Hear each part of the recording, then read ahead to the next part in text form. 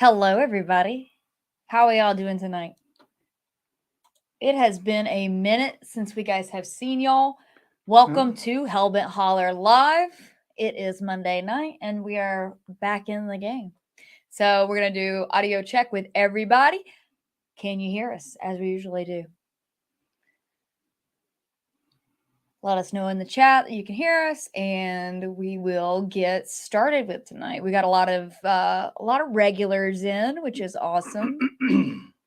We've got Daryl, Bigfoot Society, Ghetto Yeti, the Deuster, Elizabeth, Matt Keenan, hello, Todd Brown, Mark Hastings, What the Flock, Trista Myers, Sam Burton, Tony's on here, Sasquatch Wizard Adirondacks. Finally going to catch this live. Central Florida Bigfoot speaks. We are big fans of Central Florida Bigfoot. We are big fans. James Barker, Keith Watson, Shinob, Jonestead Farm, hello, Cryptid Castleberry. William Kennedy is here. I hope your dogs are doing okay, William. Lunar Eclipse. Robert. I think I caught everybody there. Brady. And it looks like everybody can hear us. Thank you, Jules. I like my hair as well. I decided I would start doing my hair for these instead of, I know you guys, when you watch our videos, my hair is always under a hat and braided. So I was like, I ought to do my hair for the live streams. All right. So, yeah, we took a week off. Yeah, we took a week off. We were exhausted. We were absolutely exhausted, sick. Yeah. Still a little, but feeling a lot better. Dewey had an interesting suggestion while we were out. He suggested that we cleanse our house again because our Halloween and Devil's Night live stream was so intense and so crazy. We might have brought something back home because it's been a freak show around our house, especially over the last week. Yeah. So it has been quite weird here. I actually had to sage the house again last night before we went to bed because you want to go ahead and get into what happened yesterday? Yeah, so we went out to check out, there's a new area that we're kind of looking into that has some really dark and bloody history to it. And there's a lot of claims.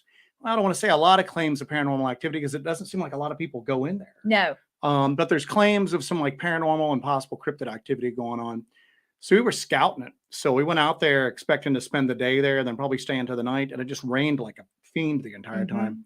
So we came back and we were putting our equipment away yesterday. And so Jessi's helped me put stuff on the shelf. We'll have to show our shelving system here. We've got stuff like packed to the ceiling, literally. Yeah.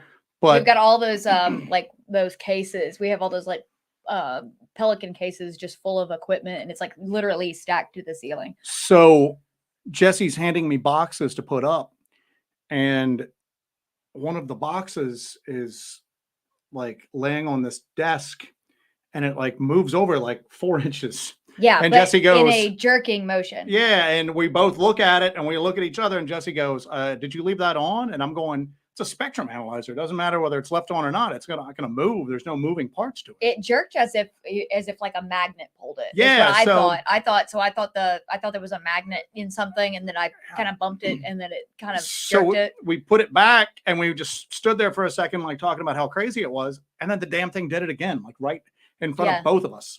So we're like running around trying to figure out what caused it to move. Again, she had the magnet idea.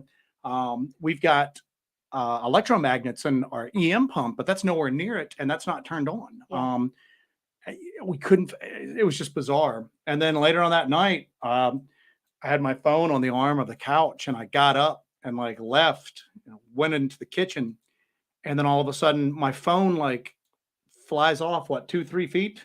It was on the arm of the couch, and it just went poof. Poof. It just kind of flipped and went over. It flipped over into the floor. Yeah, it's bizarre. So and I'm just sitting there on the couch, and I just went, okay, all right. So we decided so she busted the sage out. Last I busted night, the sage out and the fan and everything, and I kind of went around the house, and I went everywhere in the house. I went over every door, every window, everything. Because obviously we have brought something back from somewhere, Well, And we've been having stuff happen around the house for a while. yeah, and I think it's just kind of building up. But and I think it's we've just been getting worse seeing and worse. orange lights outside the windows, like balls of orange light. We even thought that maybe it was like reflecting from like something inside the house. We would turn the lamps off and turn everything off, and it'd be dark in the house, and we'd still see it. Yeah. And we're not on like a road that anybody like really travels. We're in the woods. There's a gravel road coming to our house. So it's not like there's like headlights reflecting or anything like that. We were catching shadow figures for a while, but this is the first time I've ever actually seen something just like move like that. But it did it twice. It did it twice, which was just crazy to me. And well, then, the piece of equipment that jerked, like I saw it happen, and I went, wait a minute. I put it back, and I was like, is there a magnet in this or something? Yeah. And then Joe's like, no, and he looks at it, and it just goes whoosh, and it just slides like 4 inches. It was crazy. So yeah, James Barker says nothing doll related, I'm sure. If you guys follow me on Instagram, it's at Jessi. If you follow me over there, I posted a short reel of a new little addition to our personal collection that we were gifted. It is a Victorian mourning doll, and it actually has human hair, and it has the photo of the child that it was made for. These were commonly made during the Victorian era. When a child would die, they would take some of the child's hair, make a doll, and it's just in remembrance. But I haven't unpacked the doll yet completely, so I don't know what's in the box with it. Right on top of her is some sort of little garment, but I think I'm going to do a video where I unbox the Victorian mourning doll and kind of get a better look at it, and I'll show you guys kind of what it looks like. What's creepy is it's made with human hair. Yeah. And it's made with the child's hair who died that they made the doll to commemorate. Yeah, that's what I just said. Yeah. I'm sorry. Yeah. I'm reading comments. I just didn't. Joe never listens to me. Don't but yeah, so so we have some dead child's hair in our house on this doll. So it's what's this? Someone's wondering if you guys get sick how to do Devil's Night. Yeah, we were also in that house that was full of I still have a little cough. Joe still has a cough, but we were in that house that was full of asbestos and mold and everything. And it seems like a lot of people got really creeped out by that house. I mean, we've been there before, so we're used to it, but I've had a few people contact me just got super bad vibes off that house. Like just that house was just not that painting that I found just like in the doorway. I don't understand. I don't know. That was so weird. And it's not like that was a portrait of anybody. It was just like it was just a common, but it is, I mean, obviously like a ghost or a specter or a demon's not going to paint an oil painting and leave it there. It's going to use whatever's in the house. And that was a common thing back in the 60s and 70s. Yeah. So we're going to run like equipment tonight while we talk to you guys just to see. So Joe has his spectrum analyzer here. This is a Tiny SA spectrum analyzer. He's going to run that. We also have with us the Tri-Field. And then we have our low frequency kind of general purpose EMF. The Deuster says, Dee says you brought 2 little girls and 1 boy home with you around the age 13 or so. She has the gift. I believe it. We definitely have started having just some mischievous stuff going on. We have a collection of stuff here in the house that I've collected over the years, that some of it has some weird attachment stuff to it, but that people have given me these items, or I've collected these items and I have them in safekeeping. So it's not surprising that we'll have some kind of weird stuff going on. I have a African revenge fetish. It's like a wooden carved statue that people will drive nails into to seek revenge against people who wrong them.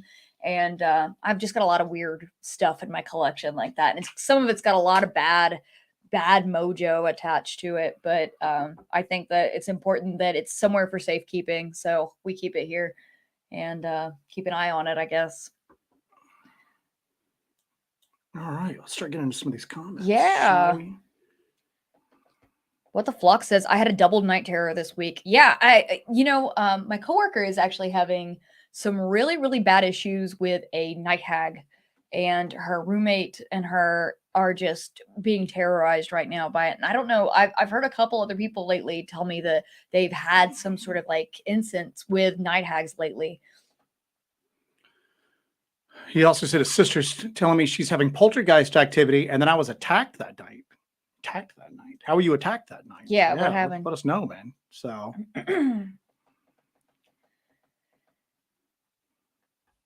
hold on a second.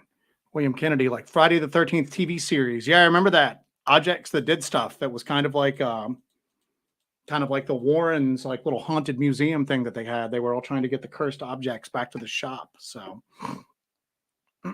dolls are creepy, period. Yeah.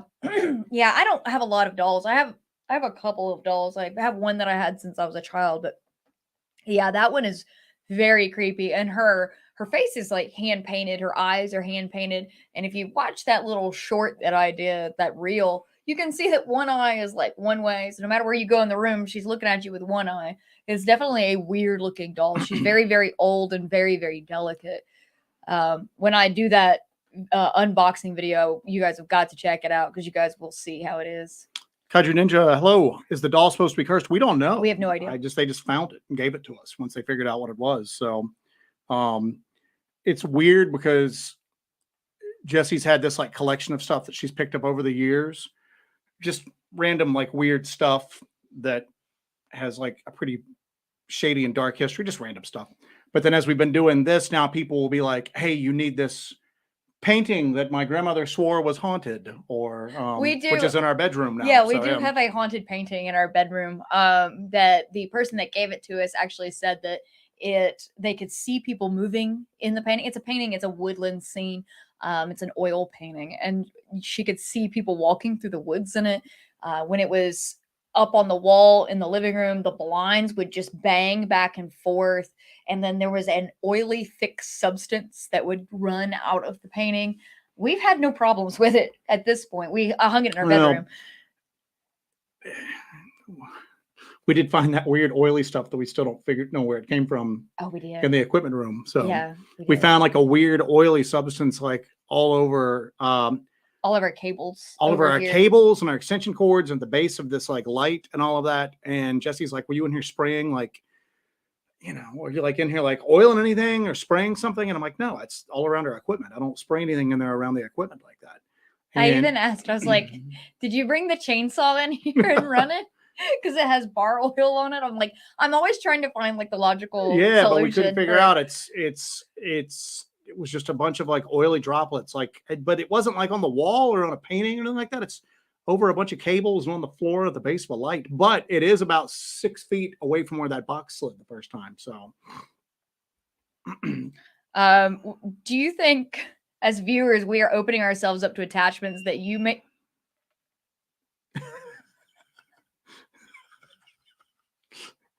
Right as Jessi said that, our EMF started going crazy. I turned this one off. So if that beeps, that means it's registering something pretty high. I tested with all the equipment. It's none of the equipment. Okay. So. What the Flock says, do you think as viewers, we are opening ourselves up to attachments that you may have had hitchhike home with y'all? I don't know. We don't know if these things can travel through this medium of the internet. We're actually toying around with some ideas like that right now for a future podcast about. We're working on some things for that. Supernatural, and obviously they can draw energy from electronics. How else can they affect or use electronics, though? So yeah.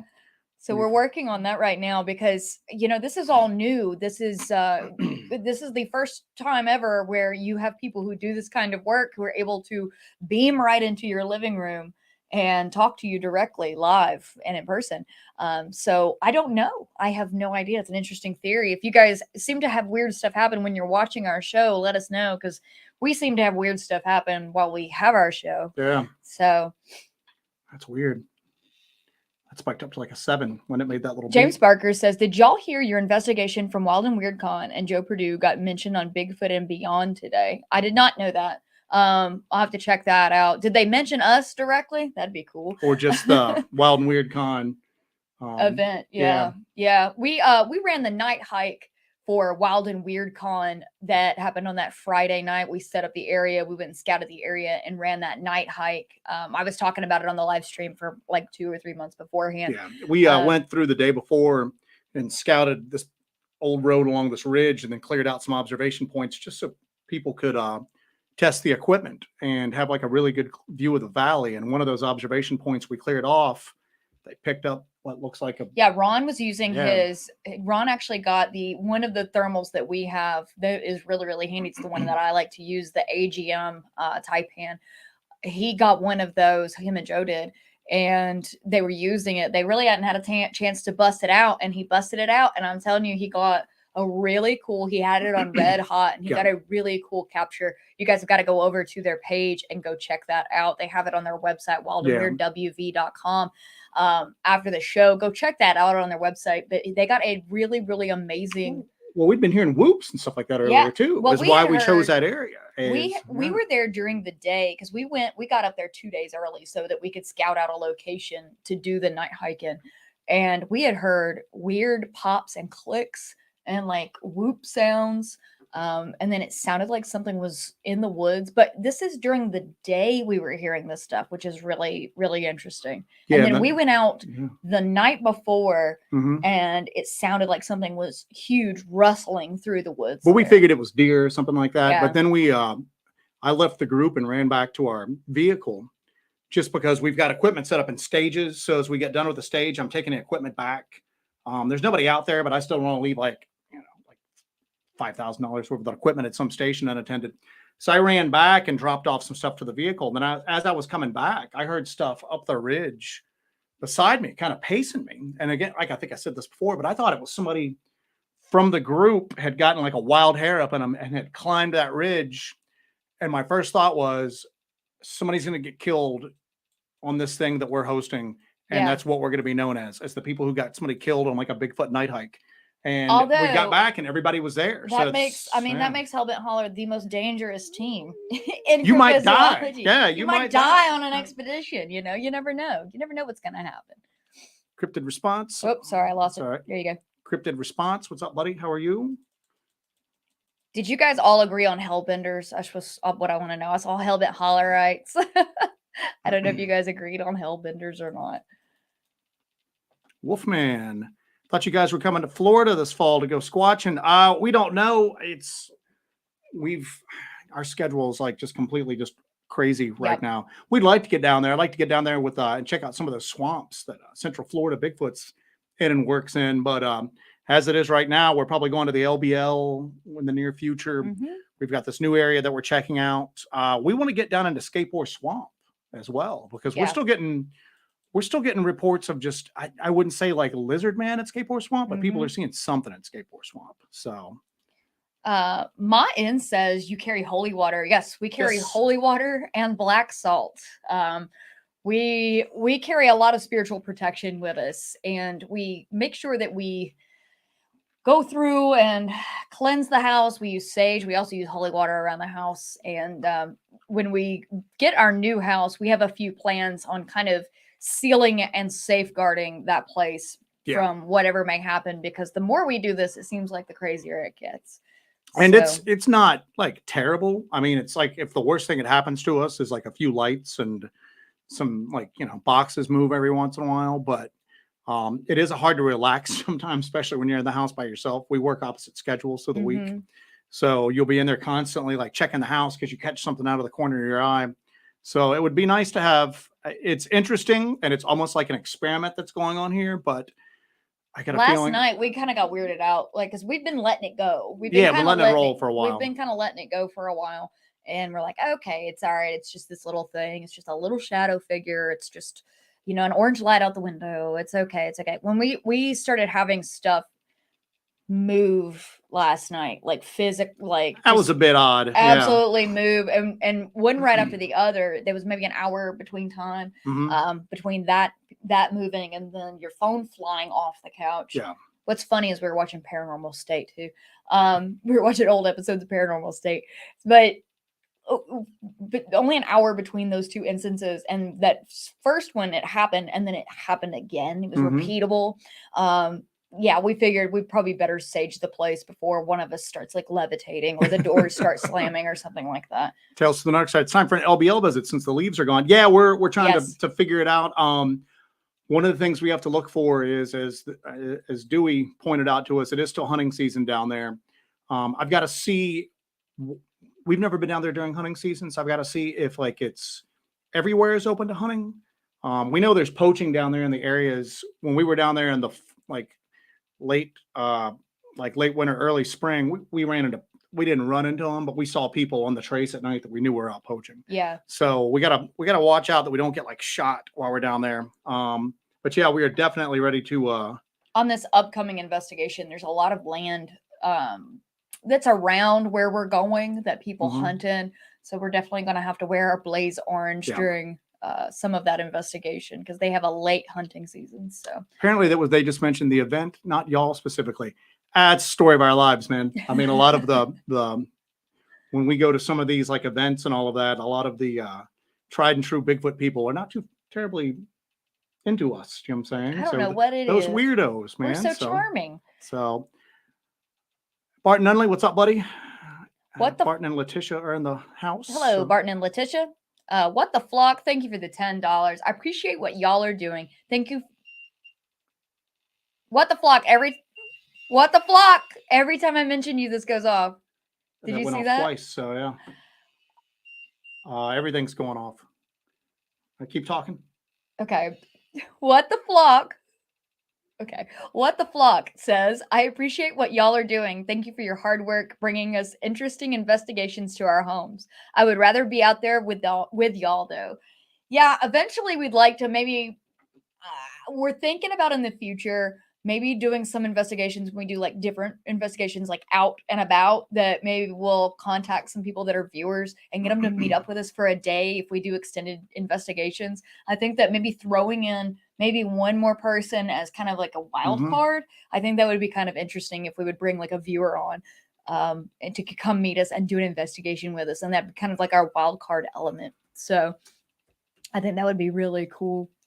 We're definitely having some special guests join us when we go to the LBL. We're going to have some very special guests join us, i.e. the Dooster and D. Dooster.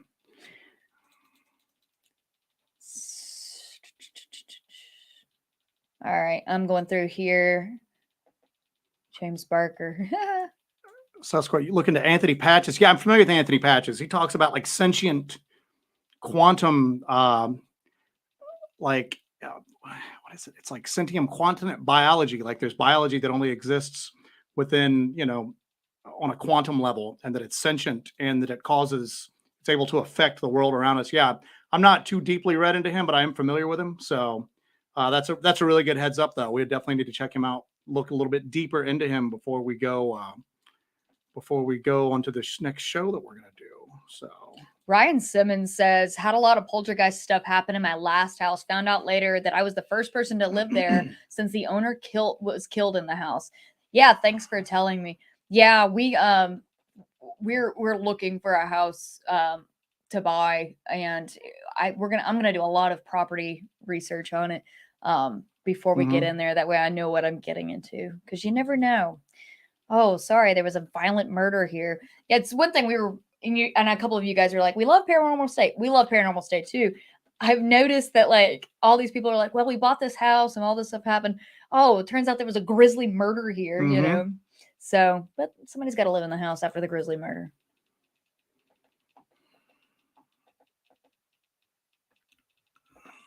Paranormal State was awesome. Whatever happened to Ryan? Ryan went through some. Ryan went through some dark times, man. I think we were talking about it last night because we were looking up just some of the stuff that he went through, but he went through a real dark period in his life. Yeah. I think all of the investigations that he went on, some people are just more susceptible than others. I think he's a susceptible person, and I think he brought a lot of that darkness home. But yeah, it looks like he's doing better nowadays. So Dumpster Diving Dogman, thank you. He says, "What the flock is sharing attachments." Yeah, what the flock? Maybe you are the one. Maybe you're the one sharing attachments. Maybe it's not us. Maybe you're the one doing it. Kaiju Ninja, what are your thoughts as to how Bigfoot seems to be elusive, stealthy throughout the country and world? How could they all have the same kind of thinking and instinct to hide from people? That's a good question. I mean, if they're as smart as we think, as we assume that they are from their behavior, you would think that there would be some sort of personality, some sort of individualism to them, that not every single one would be just a carbon copy in behavior. There'd be some variation in behavior. So where's like the risky one? Where's like the one that just the screws rebel up? Bigfoot? Yeah, that like, jumps in front of an 18-wheeler and it's like a little bit too slow and gets killed. Like, where are those at? I mean, does that happen and the bodies are just scooped up? But we were watching somebody had sent us a video to check out, and for the life of me, I can't remember what it was now, but it just came out within the past week. But it was a guy filming a tree line, and you could see a dark figure in the tree line, and the thing had like super long arms. Remember I showed you that? Oh yeah. And it's kind of like peeking out behind a tree, and then it kind of comes out, and you see these really long arms. One of it grabs a branch and kind of moves over. And I'm watching it, and I thought that exact same thing. I'm going, well, obviously this thing sees this guy. We always hear that they know what cameras look like. Well, obviously it sees that there's a camera pointed at it. How does this thing know that the dude's only picking up a shadow? I mean, like, what? This behavior doesn't make sense. I mean, they're so elusive and stealthy, but then what's the most commonly seen, like, type of Bigfoot sighting is a roadside crossing. It's crossing a road in front of traffic, and then people see it. That's not stealthy or elusive behavior. I mean, I don't know. There's something to it. I mean, I always go back to that trickster element. Like, there's an overarching intelligence behind all of this, and it knows when it can show itself. It knows when it can get away with just giving a glimpse, and it wants to give a glimpse for some reason. For some reason, it wants to give people a sight and let people know that there's something else going on there. I don't know if it like maybe feeds off the confusion or the fear or whatever like that, but there's something to it where it gives like little glimmering, like little glimpses of something else. So that also, just thinking about it in these terms, is like that's also assuming that all of these reports are of Bigfoot. And oh yeah, exactly. That's just assuming that all of these reports are of a Bigfoot. Mm-hmm. When, perhaps when you have like a lot of Class B sightings, it mm-hmm. might be something that you are just assuming as a Bigfoot because you're out in the woods, and that's what you would expect if you have something happen that seems paranormal or has a high strangeness bent. You're like, I'm in the woods, perhaps it's a Bigfoot. But that might not be the case. It might be something completely different than a Bigfoot. Well, I mean, it's just getting the Bigfoot label. You hear these crazy theories because obviously if they're making and using tools, they're extremely primitive. Okay. Mm-hmm. We're not finding giant, like, well, I mean, we found that giant. I was going to say, we're not finding them we found that big, remember that big V-shaped piece of stone that somebody was using for like a nut cracking station, was like napping flint with. Yeah. If that was a person, that was a big person, but you don't really find a lot. So obviously they're not really using tools a lot. I mean, I'm laughing about that because Joe, when he found this, was just yelling. He goes, I found a nut station. I found a nut station. So, but they might use fire.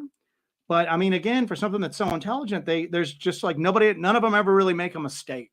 I mean, none of them really they all just kind of move in lockstep as far as like behavior goes. I mean, you hear outliers. Some of them are not threatening. Some of them are, I think, violent, depending upon when they can be violent, when the circumstances present itself. But yeah, a lot of it is just like, it's like there's this unspoken thing that all of them have this instinct to hide. None of them ever just like, just say, screw it, I'm going into town, man, or I'm gonna just. You think there's a Leroy Jenkins? Yeah, Bigfoot? Leroy Jenkins Bigfoot that just goes, yeah, I'm going in, I'm going in. That never seems to happen. Or if it is, it's so covered up that it's crazy. But I don't know, man. That's something I've often wondered about, is that doesn't seem like the behavior of a biological, well, not a biological creature, but it doesn't seem like the behavior of just a dumb monkey in the woods, All right, what do we got here? Bullish Bowser says, I'm sorry. Oh, I'm sorry. No, go. Go ahead. No, go. All right, I'll go.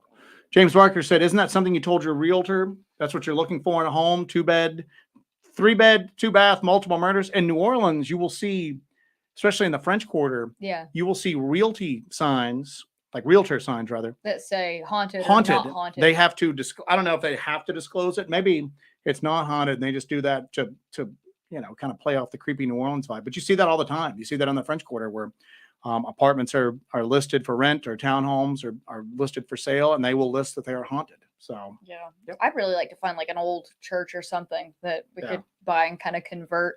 Then we'd have our own graveyard. Never leave the house. Never leave the house. Bullish Bowser says, Hi, y'all. Some theorize that dogs are sensitive to paranormal activity. Any plans on getting a Hellbent Holler doggy? Probably not, just because we travel too much. And we can't really we've thought about getting a dog and being able to take it into the woods and do these investigations with it, but I feel like that would change the dynamic of the investigation too much. That perhaps whatever these entities are, that they might not come around because we have a dog. So it's just not in the cards for us right now. We had a dog a couple of years. He's passed away a few years ago, and he did not like the woods, man. We took him camping, and we took him like car camping because he was big and old and just grumpy. I mean, he was big. He's like 120 pounds, but he did not. He was just a creature of leisure. He did not like the woods. He did not like a tent.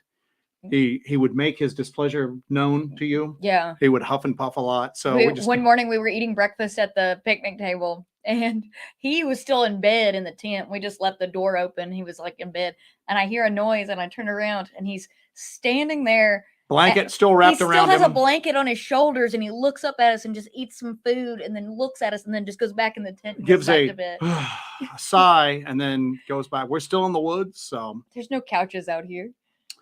Where's the Sasquatch that just needs to dance? Exactly.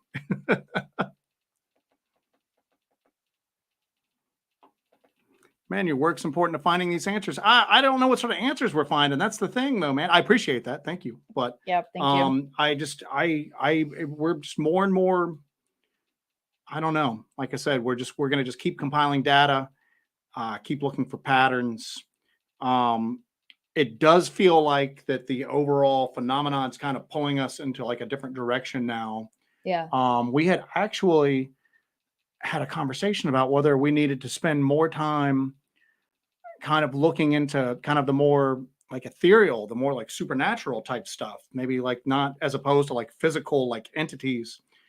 And then like later on stuff starts moving around the house, almost like something's telling us, yeah, that's exactly what you need to focus on. So we're going kind of in that direction. Yeah, we're still going to do the same stuff. It's just we're going to kind of broaden our horizons a little bit. And I've always been a little hesitant to get involved in stuff like that. That's more Jessi's cup of tea. But I think it just seemed like we were kind of being pushed or pulled or enticed, and maybe it's a mistake, but let's go for our next field investigation. We've been working on scouting out an area, and it has a very, very dark and bloody history. So that's going to be really, really interesting. I think that we're going to get some really interesting stuff out there. We were up there during the day, and it was raining pretty hard off and on, but we were really weirded out by the area. We were discussing it, even going, why are we so creeped out by this area right now?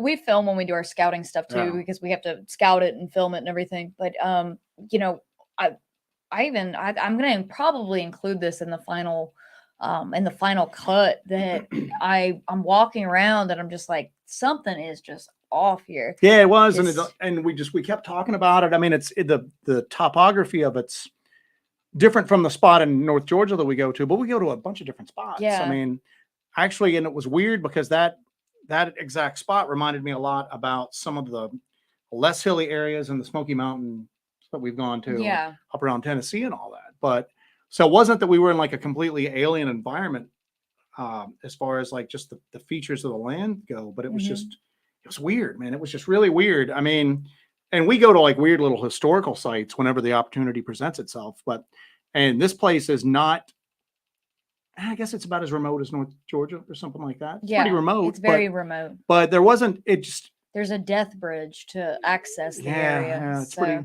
But it just, I don't know what it was, man. The woods themselves did not look creepy, but the place had a very, very creepy vibe to it, if that makes sense. Yeah. So Shinob says, never had an attachment. Are there good and bad attachments, or a little bad and a little good attachment?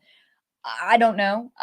You know, I don't think any of it's I'm going to answer for Joe here, obviously, that he doesn't think that any of these things are the spirits of the dead. And generally. I don't think any of them are good either. He doesn't think any of them are good. He thinks that they're demonic in nature. I have a different opinion on it because I've experienced what could be considered a positive haunting. It's because it was trying to sucker you in, trying to get you to drop your defenses. But for the most part, a lot of these attachments, even the ones that seem good at first, they tend to develop into something really dark and unhealthy eventually. So it's really important that if you have an attachment, even if you consider it good or positive in some way, that eventually you let that, move on. Eventually let it go on and go into the light, as you would say, because there's something very unhealthy about keeping that around and purposely keeping that around. Jonestead Farm says, I got to send you this weird picture I came across from a weather page. A weather page. Pretty interesting. Yeah, shoot it over to us. We're about 300 emails behind right now. So if you've emailed us, we didn't really do much while we were feeling poorly. So if you've emailed us, we're going to work our way through it. We'll muscle through it. You'll hear from one of us. So, any plans on going to Boggy Creek? No, I'd like to go there though. That'd be definitely somewhere that I'd be interested in going to. We try to limit where we go to though, as far as these like famous like paranormal or the cryptid sites, the paranormal like tourist spots. Yeah, we try to limit that. That's why we didn't really expect much from the LBL. We went, and then we found out that there's a lot more to the LBL than just that 82 massacre story. Mm-hmm. But I'd like to go there just because of obviously that figured so big in my childhood, the Boggy Creek movie and everything like that. But we'll probably do it eventually. But we seem to spend most of our time in areas, whether they're well known or not well known, that seem to have like ongoing activity right now. Because I think that's our best chance to try to experience it and then hopefully document some of it as well. So kind of a follow-up to what I was talking about a few minutes ago. Todd Brown says, our group of witches cleared a house that had a recent double murder. The victims wound up coexisting with the family and behaving as guardians for several years. Not all paranormal events are bad. I agree that not all paranormal events are bad. But I will stick to it that I don't encourage you to keep these people around. That they don't need to be kept around unnecessarily just because you like having them around. And maybe I just don't think it's healthy, right? Like a pet, ghost pet. And maybe they have something. It's like a pet rock. I'm gonna start selling ghost pets. Just a little box. It's in there, I swear. Patent pending. $20. Patent pending. But I just don't think that's a healthy way to approach this. Sorry, I'm laughing about my ghost pets joke. It's cracking myself up here. I know you are. It's just not healthy to approach it that way. That these were people who had lives and were living, and it seems like being a ghost would be just. Well, as you talk about it, the stuff's going on. Of course, I think that being a ghost and trapped in that liminal space, trapped in that in between, it seems like hell. It seems like some sort of torture. Just let me go. Finally, just let me go. I wouldn't want to be trapped in a 2-bedroom house somewhere forever. You know what I'm saying? With a family. I just let me go. How about a 4-bedroom house? Big house. Is there a hot tub? Yes, plush. Something's wrong with you. Alan Lassiter, hello, sir. How are you? Tales from the Narc side. You've seen that photo. Yeah, send that photo over to us, guys. I'd like to see what sort of photo from like a weather page it could possibly be. So Tristan Myers says, my door handle just jiggled like someone tried to open it and the door sounded like it was trying to be pushed open. All right. Yeah. Okay. So now we're seeing. Now we're seeing it's coming. Oh, yeah. So interesting. We're going to see if anything else happens. This EMF keeps going off. You'll hear it beep. I don't know if you guys can hear it when it beeps, but we'll let you know when it beeps. Todd Hall, hello. How are you? Jay Myers, hello. Got a lot of people joining us up late. Yeah, we didn't know if we'd have anybody here since we missed a week, man. We thought maybe that we might have a pretty slow night, but it looks like we got the usual crew here tonight, man. So Tales from the Narc side says, I live next to a historic church with a graveyard that dates back as far as I can tell to 1807.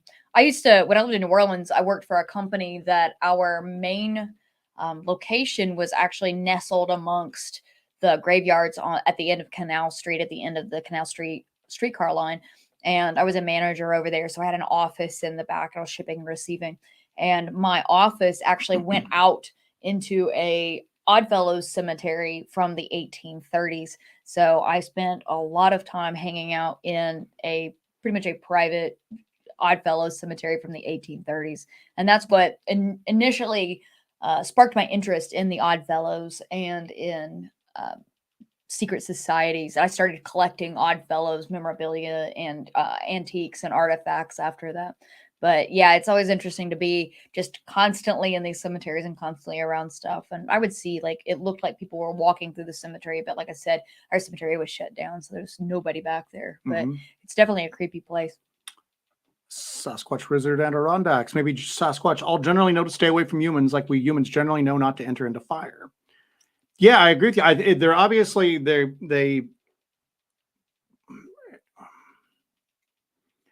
but there's still those humans know to stay away from fire, but humans still get burned, and humans still make mistakes like that. And that's where I'm always kind of curious about, is that are there mistakes being made by these things, and it's just covered up so well that all you're left with is stories. And even the mistakes they make aren't that big. You know, I mean, they're just not that big. Maybe one or two people or something like that. That just, yeah, in the grand scheme of things, definitely it's. I mean, because look how elusive and how scarce mountain lions are, you know. And we've been in the woods before and found like fairly fresh like mountain lion tracks. We never saw one. We never heard one, but it was near. We weren't going to know it was there until it was too late. And then even then, there was like a video that was making the rounds a couple of weeks ago. Somebody had one like in front of their house fighting coyotes at night. Just in like some suburb somewhere. And they like 2 or 3 neighbors filmed it out there fighting coyotes. Where's that Sasquatch equivalent? Like mountain lions are generally like reclusive and elusive by nature, you know, like Sasquatch. Where's that big mistake being made? I mean, if you get down to it, probably the biggest mistake we have is the Patterson-Gimlin film, you know. So David Kuntz says, like the necklace you got on. Yes, it is a deer vertebrae. I've had this for many years. It's a deer vertebrae and various pieces of nuts and bolts and stuff. I've had it forever. Dumpster Diving Dogman talks about Ron Moorhead's Sierra Sound phenomenon. Wrote a great book diving into that theory, Quantum Bigfoot. Yeah, we are big Ron Moorhead fans. We don't really spend a lot of time following a lot of researchers, to be honest with you, just because we're doing our own stuff. A lot of times people will be like, oh, you need to get in contact with so-and-so to talk to. And I'm just like, well, you know, what can they offer us? Yeah, you know, I mean, yeah, we're out there just like everybody else is. But there are a few people that we really kind of just admire their work. It's so groundbreaking. They were just the pioneer in it. Ron Moorhead's like one of them. Yeah, and every time Ron speaks around here, we'll go see we him. Definitely go. You know anywhere in the Southeast, we travel definitely to go see him speak. Ron Moorhead is somebody who you can tell his theories on these things evolved over time.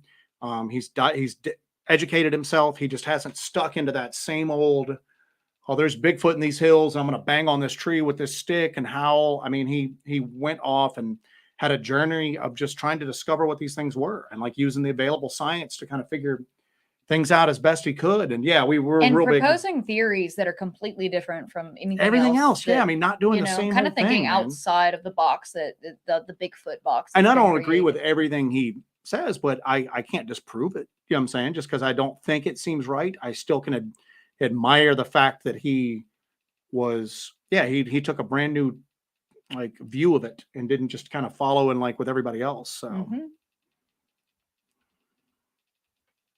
Unless there are any travel plans, we're talking about hitting the LBL soon. Yeah, we're definitely going to the LBL soon now that it's winter. We debate that all the time because we don't want to just be like just focused on the LBL, but the LBL is so weird. I mean, there's a lot to focus on there. So yeah, we'll be heading back there. We've just got to figure out the time for it.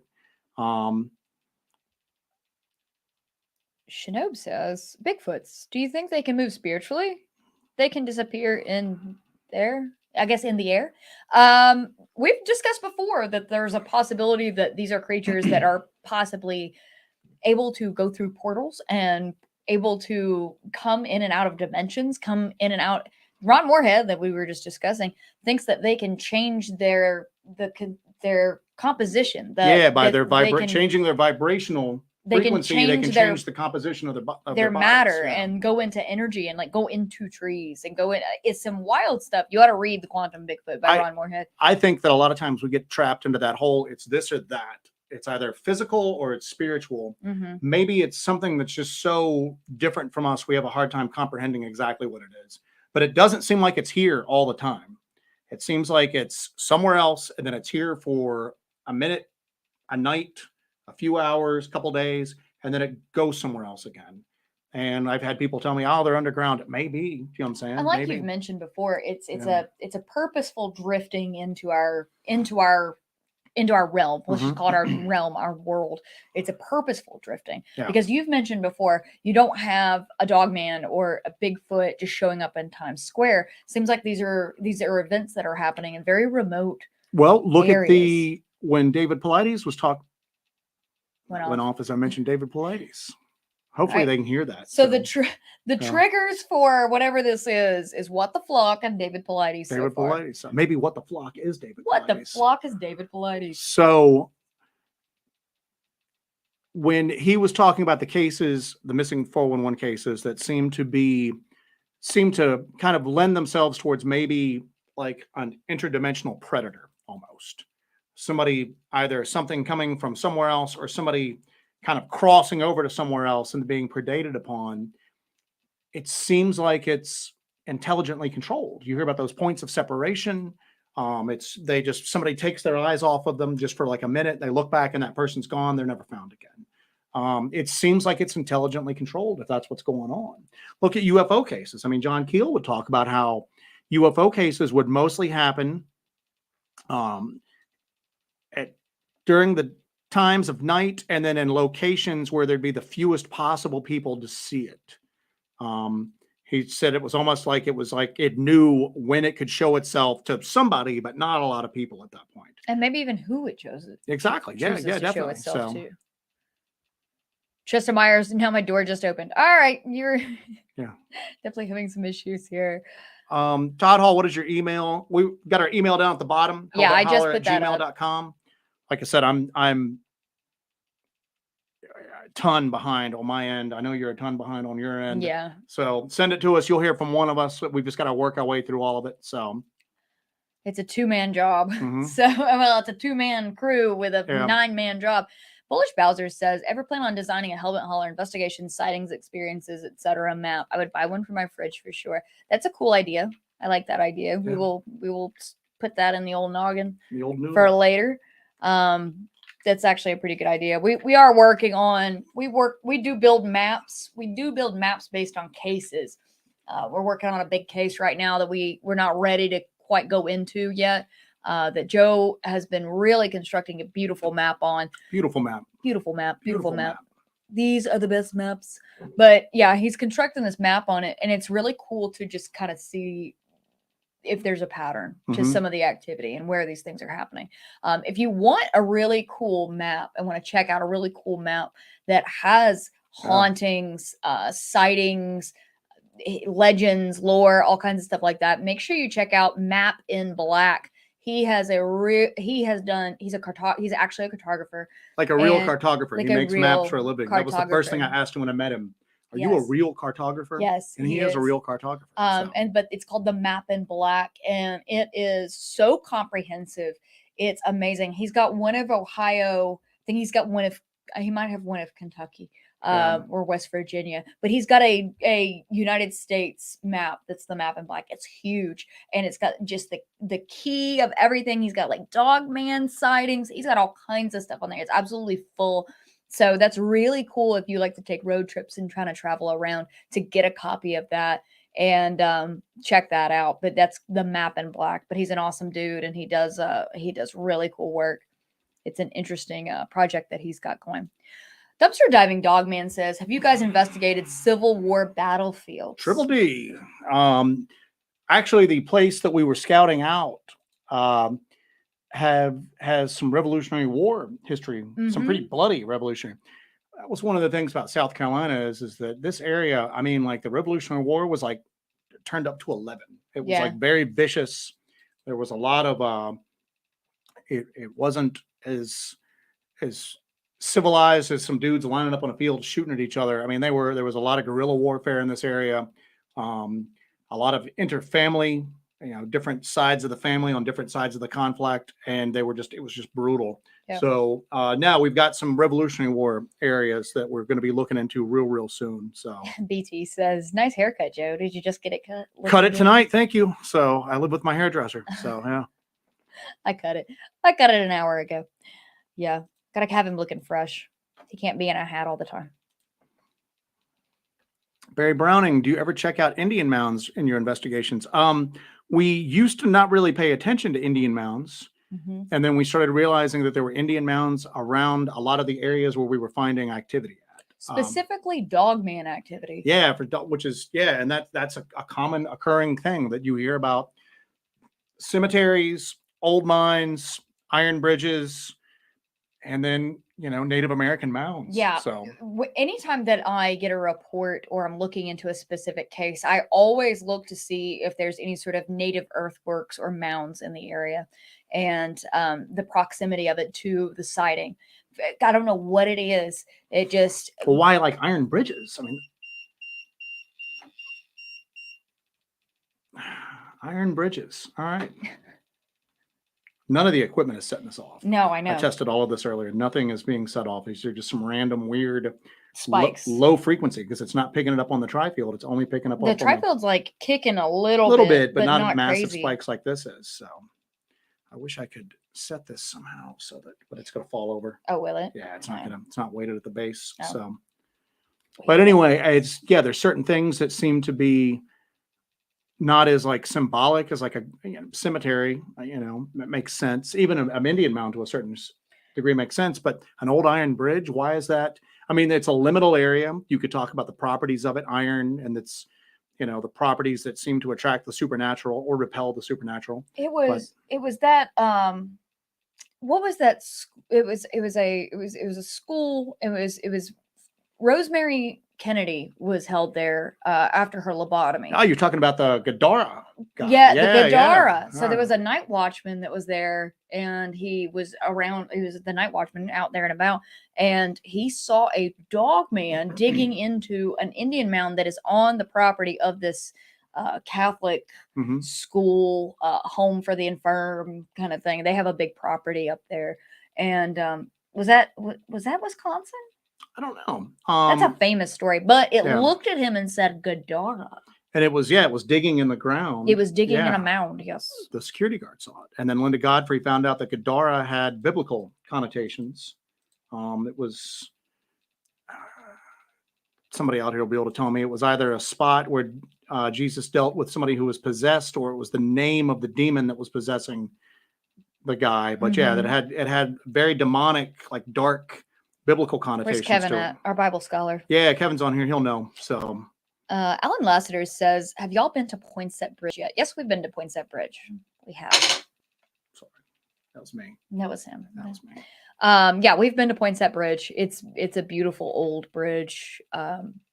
You can't really do much of an investigation there because not too long ago, probably about a year or two ago, somebody went out there and spray painted it and defaced it pretty badly. So they keep an eye on it. Yeah. So we can't exactly sneak out there in the middle of the night. They actually had cameras up somehow, didn't they? Didn't you say they had cameras like watching who was going in and out? If they don't have cameras, they have people checking it out, because somebody went out there and just totally just defaced such a beautiful piece of architecture. So. Sasquatch Wizard at Adirondacks. Yeah, thanks for popping in, man. And thanks for the advice earlier as far as Anthony patches go. Like I said, that's definitely something we need to look into a little bit deeper before we do this podcast we've got planned out. So Jules says, I really want to agree with Jessi, but the more I go into this, I'm leaning toward agreeing with Joe. That is fair. Fair enough. Mm-hmm. I think a lot of people feel that way. I know Easter bunnies out there. So you think the spooks feed off your energy? Yeah, I think they do. I think they feed off the energy of the equipment. I think they are obviously generating energy sometimes. That's what we're picking up on some of this instrumentation. Mm-hmm. They have the ability to drain and then project energy. So yeah, I think they do. I think they do. So there's also, the concept of a psychic vampire, and that concept also bleeds over into spirits or entities, Mm-hmm. that it is a mental trespasser. Mm-hmm. And that bleeds over into that there could be attachments that are just draining you of your health, Mm-hmm. your sanity, your energy. That is absolutely possible, because the human body is like a machine. It's like you have your batteries for your phone or whatever you have, or our cameras. We go out and then these things are drawing energy off of it. Whoa. That was huge. That was real big on both of them. So the human body is, I mean, what are we? We're an electrified meat suit, Mhm. We're just a pile of flesh that's electrified. So something could easily drain that out of you to possibly manifest, right? Yep. I'm just throwing some theories out there. I can't stand that up. So yeah. Love to be able to David stand Hunt up. says, I was once told by a psychic that I had a dark energy attached to me and she wouldn't do a reading. Yeah, they will do that sometimes. If you meet somebody who has a gift that can see that, sometimes they want nothing to do with you because they don't want to take any bit of that. Because if there's somebody who can see that or experience that or read into that, then that means they're open to that world. And if you have a dark attachment, that could transfer over to them. So they were probably just trying to protect themselves. Hopefully you don't have a dark attachment and that you can find someone to help you rid yourself of that if you do. Cryptidville, what's up, buddy? I didn't see you come in. If you look at the times when exorcisms by Catholic priests became famous, one of the rules had, that they did not allow the event to be filmed because the entities could embed themselves in the videos. And that's kind of something we're going to explore in this podcast, is beyond what's the relationship between technology and this stuff of a more spiritual, paranormal nature, above and beyond just the ability to detect things or the ability to affect the equipment. And as our technology increases, how is this changing? Yeah, how exactly. is this going to evolve as our technology evolves? Yeah. Sorry, I didn't mean to cut you off. No, that's fine. So yeah.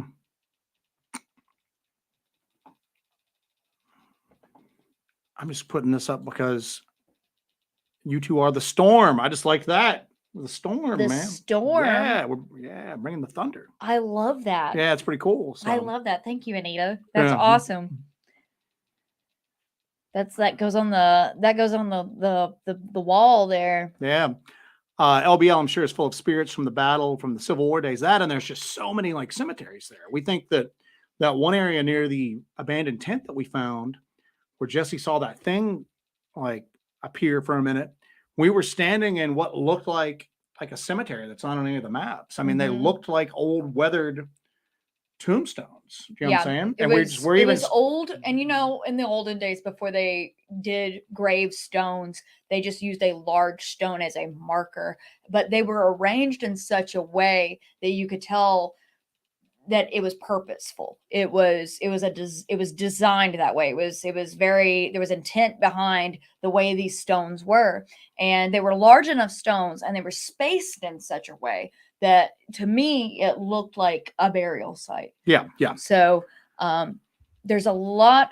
My end, thank you for that $10 super sticker.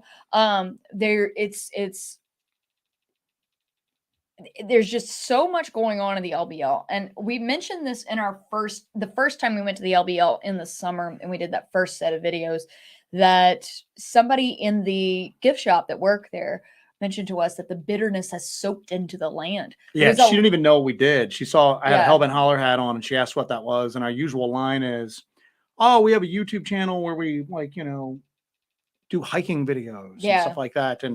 And she was just like, "Oh, you guys need to go, hike here, but watch out from this place. It's really," and then just starts going in unprompted to telling us about all this weird, dark stuff that goes on there. Her and her boyfriend got chased out of the area one night. But you have to remember that in the 1700s, 1800s, life was brutal. Life was harsh and brutal, and if you made it into adulthood, you had a terrible, rough life.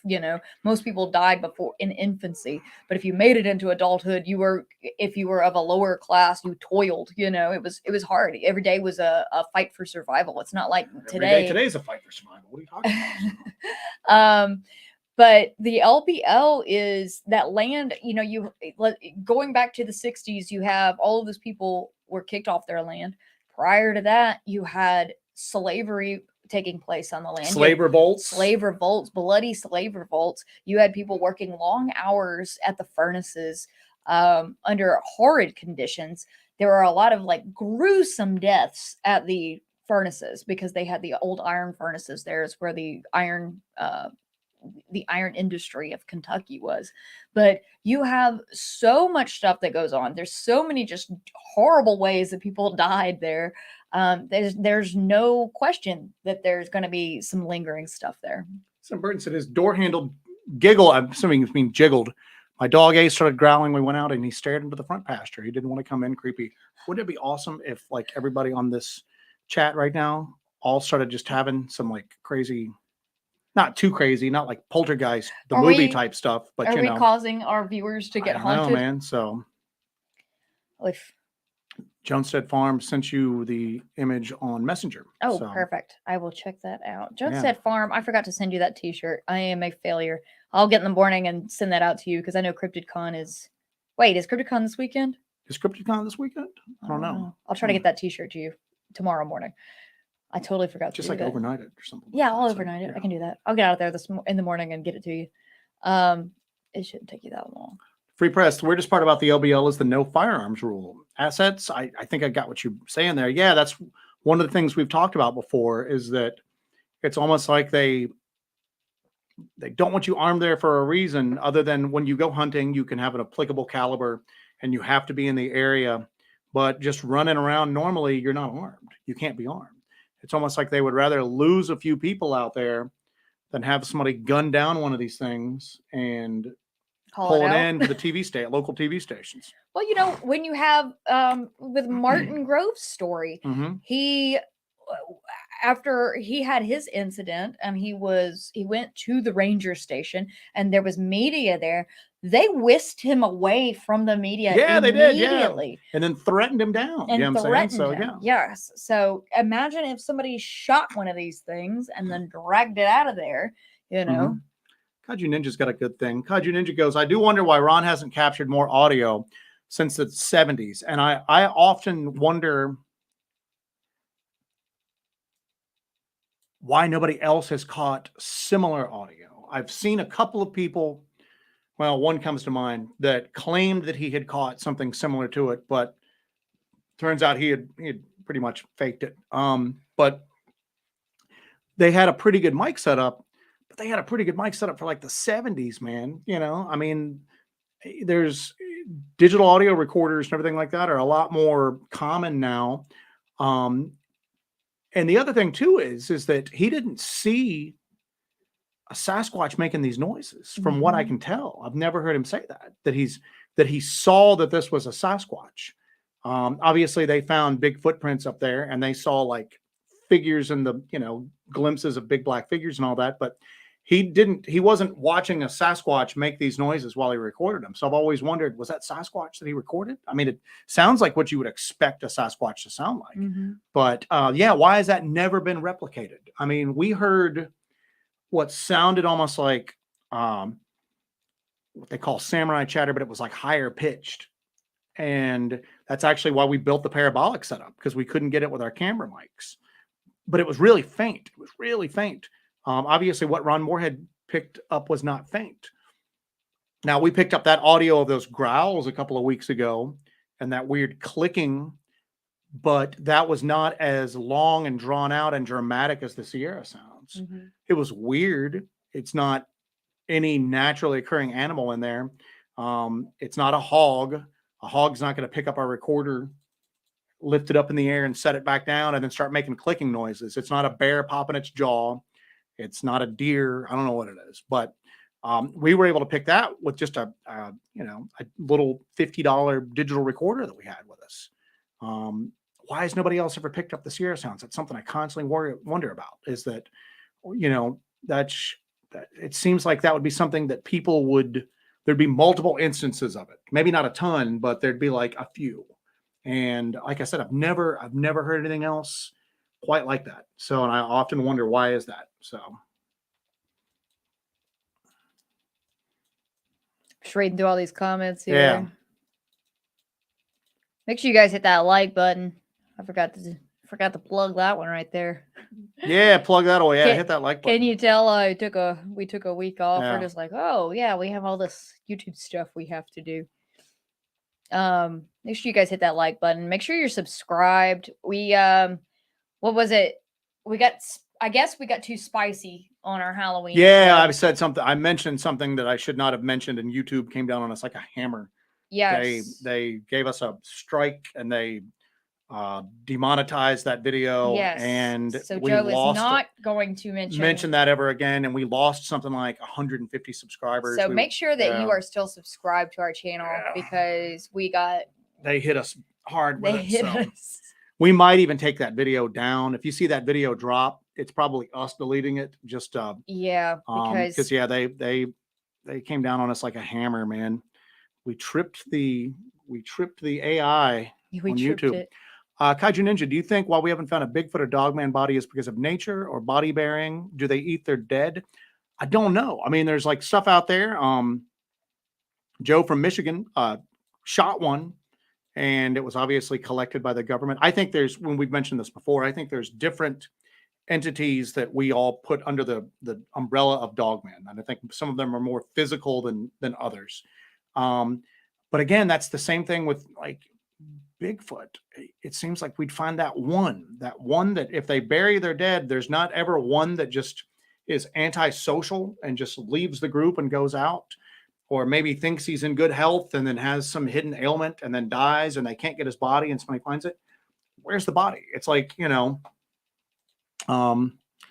it's like the Fermi paradox with UFOs, but for Bigfoot, where's the body? If they're here, then where are the bodies at?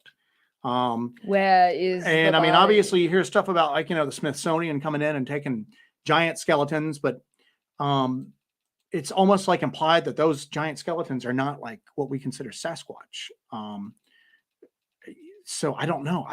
I mean, any theory that somebody could come up with, there's holes in it. Again, they have to have 100% success rate. There's never any mistakes made. Or if they are, they're very minor ones that are almost like made on purpose just to keep all of us going with it. You know what I'm saying? So I don't know. I don't know where the bodies are. Cryptid response came through for us. He said, a demonic possessed man from Gadara.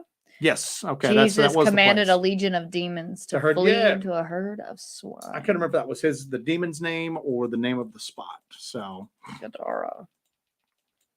Yeah, we're still. Hey, Stephen Taylor, I didn't see you were in here, buddy. Just one molecular change in our physiology, and we can walk through walls. That's some. I'm trying to keep up with all the comments here. We're a little behind. I think I rambled. You want to hit to the bottom, and I'll work my way down. What the flock says. Claims he's not. Something just threw some static in Jessi's mic right after the EMF went off with that huge spike. Is my mic okay right now?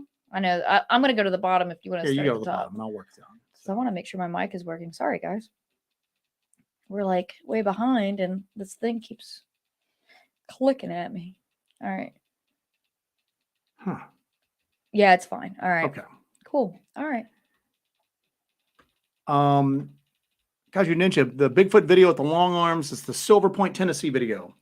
Yeah, that's what I was looking at, and the body itself seemed pretty. The arms seemed very long, but it was something about the torso seemed very like unflexible, I guess is the word I'm looking for. There wasn't a lot of movement to the torso. The torso seemed very wooden to me. I'd be interested in seeing what a lot of you guys think about it. Also, the weird, like... Yeah, well, that's what I'm talking about. The torso didn't really... It was almost like something imitating typical Bigfoot behavior. You know what I'm saying? But there wasn't a lot of, like, bending to it. It was very immobile to the torso. Very wooden. Yeah. Susan Compton's following up on the Ron Moorhead. I think the part of Ron's success was the standard analog recorder. The best sounds in video weren't taken with digital high tech, but older analog tools, Sierra Sounds and the PNG video. Why is that? You hear about that with paranormal stuff, though, too. That people will. That's why you see some ghost hunters use like the old Kodak. What are those instant cameras that just spit the picture out? The Polaroids? Polaroids, yeah. Sorry. And then using like, just actual reel-to-reel recorders. I mean, unfortunately, that's just too bulky and fragile for us to use out where we use that. We've got to roll with digital recorders. But no, I agree with you. That might play something into it. So I equate Ron Ninja Chatter off, one off to Patty, both one offs. Yeah. Rick Gibbs says, "Are you going out on any investigations with winter coming up?" Absolutely. Yeah, that's like we brave the elements. We would rather deal with winter than with 105-degree Tri-field spiking. 8.1. It spiked at 8.1. Yeah, I saw that. So that's huge. It's spiking right now, 12.6. 12.6. Creepy. And then it just bottomed. 12.6 is high. You know that, right? Yeah. Stingray, how are you, sir? If you ever get to Richmond, Virginia, I'm actually from that area. 2 presidents buried there, lots of Civil War stuff, a pyramid, a cast iron dog protecting a young girl's grave. Familiar with all that, but I am not familiar with a vampire named W.W. Poole. I'll have to look that up. So,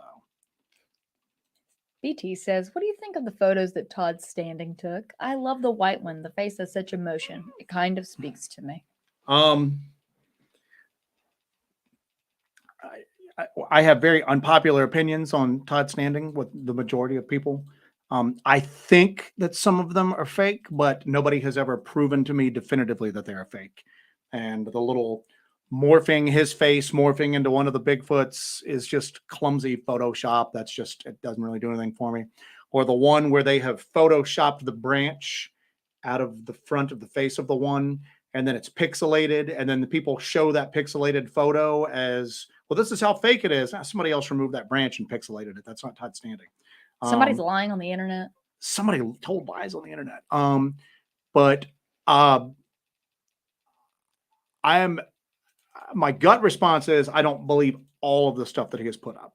I think that keyword think. I think that Todd Standing has had experiences of his own and wants people to know that these things are real, and is willing to do a lot to kind of prove that they're real, because in the end of the day, he seems like he wants to protect these things. I'm of the opinion that they don't need protection from us. We need protection from them. But again, I don't think that whenever somebody trots out that thing about, oh, this YouTuber has proved him wrong. I mean, I've never seen anything that's proved him wrong. So I think that very well there might be some validity to some of his stuff, at least. I don't know. Susan Compton says, going back to the Indian mounds, many of the Indian mounds aren't claimed by the Indians. They consider them sacred grounds, but they say the mounds were already there when they arrived.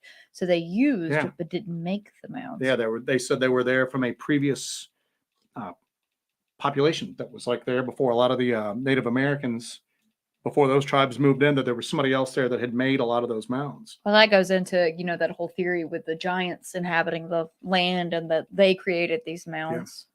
Or that these are giants' burial mounds. Well, there's that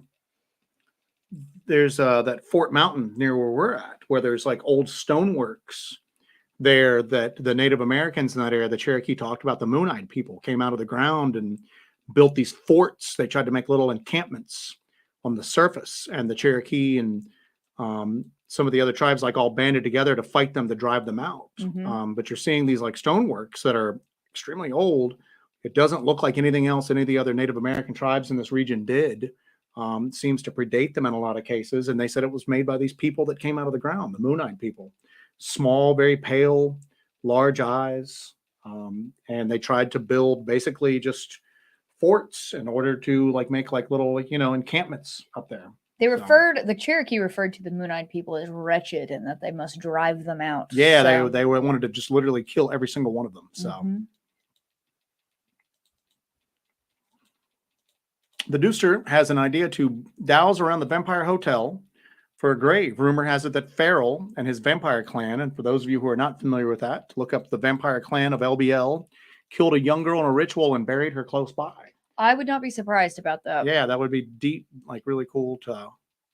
On our next investigation that we're doing, our field investigation, which we've alluded to a couple of times at this point, we are going to be looking for a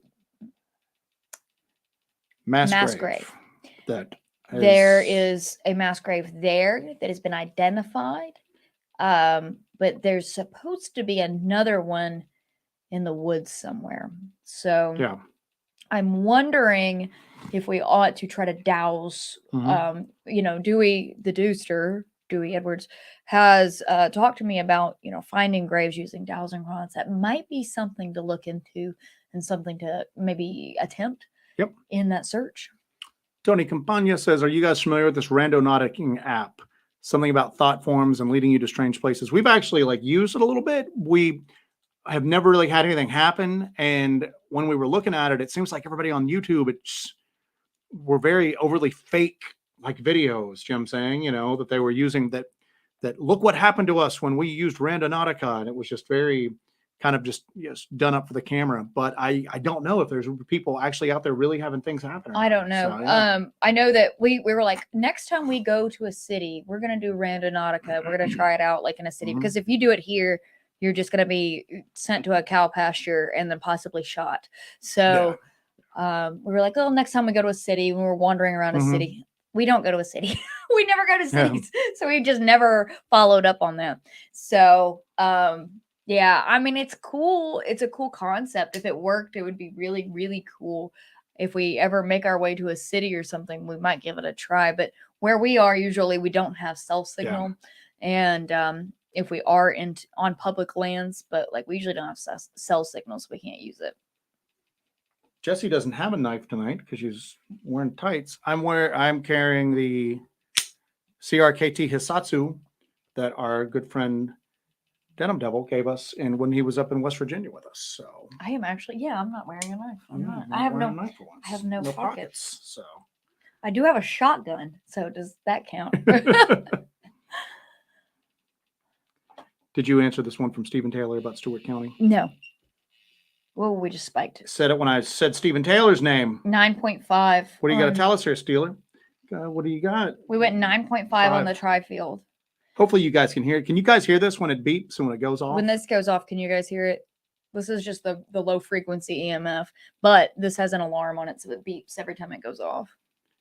Stewart County has all the elements: Indian mounds, cemeteries, and furnaces where iron ore was found. That's a common thing, just a disturbance in the earth or a void in the earth somehow with a natural cave or cavern system. Yeah. And then iron. That's why I think the LBL has so much of that stuff going on because of all the, all of that stuff in Stewart County. Yeah. Where they just torn the land up and then just pulled the iron out. And Dewey mentioned earlier in the chat that, that Fort Donaldson is there. You and I went to the Fort Donaldson there. That was, just so many lives were lost there in such a bloody battle too. It's just so wild that there's so much history just always just around us. The South is just littered with just crazy stories. We're such a young country with such a bloody past. Yeah.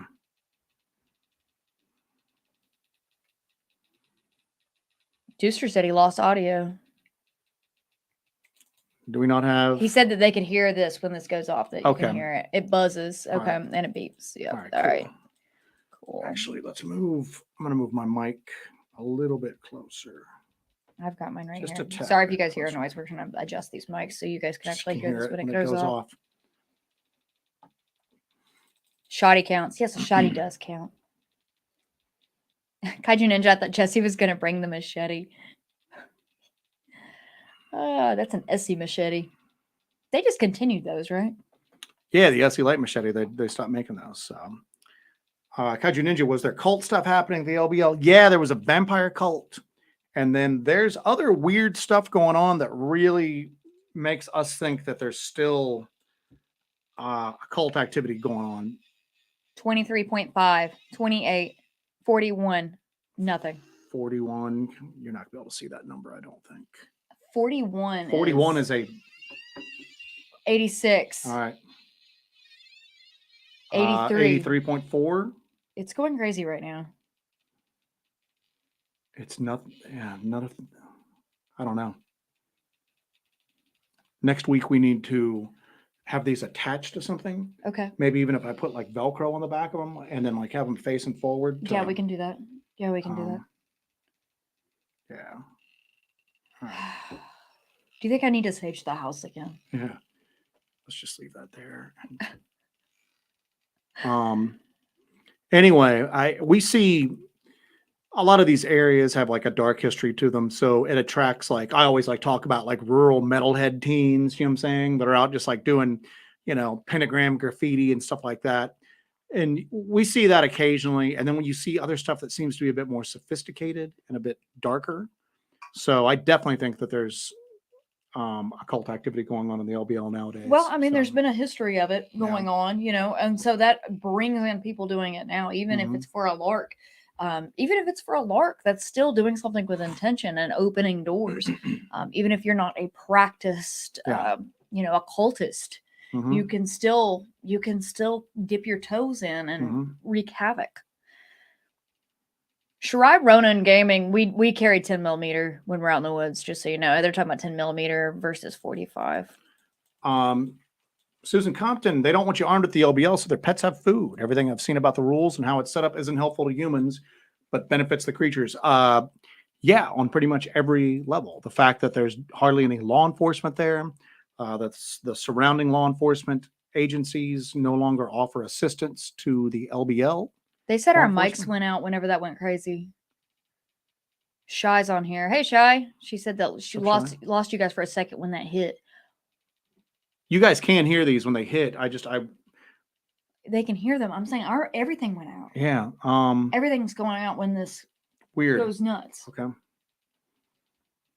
But I think that, the whole place is set up to be, it's certainly not set up to attract visitors, you know what I'm saying? Or make sure that the visitors have a safe, fun time and want to come back. I mean, the structured areas, like some of the structured campgrounds and the off-roading place and some of the more touristy areas, but just like the regular, more remote areas of the LBL, it's just left to rot, Yeah.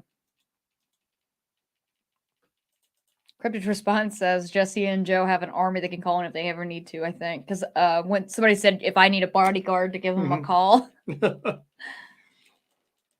I do okay.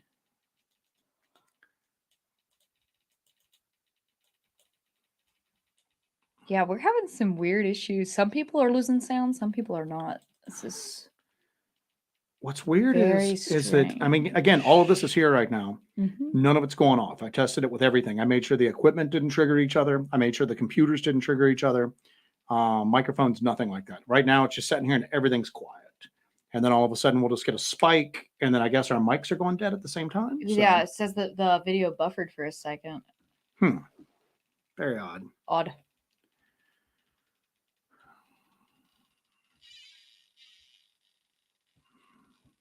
It's not your 40.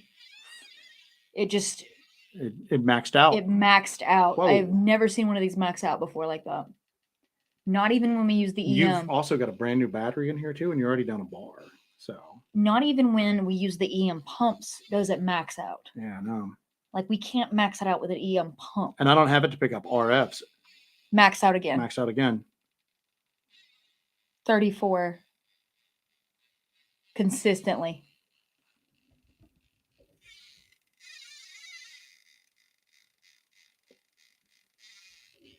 Weirdness. All right.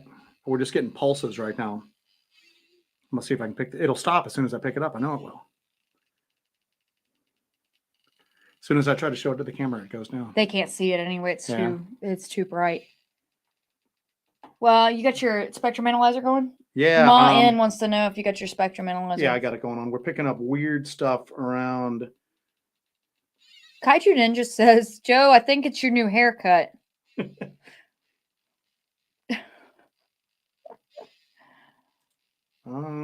Jimmy Mims, Lord D in the house. We have Shy in here too. Like 750 megahertz. We keep getting like weird little spikes. So somebody says Big Brother is watching. So this is just going up to now it's dead, but it was at 40 a second ago. So Jay Myers suggests we get a drone with night vision over the LBL or thermal. Again,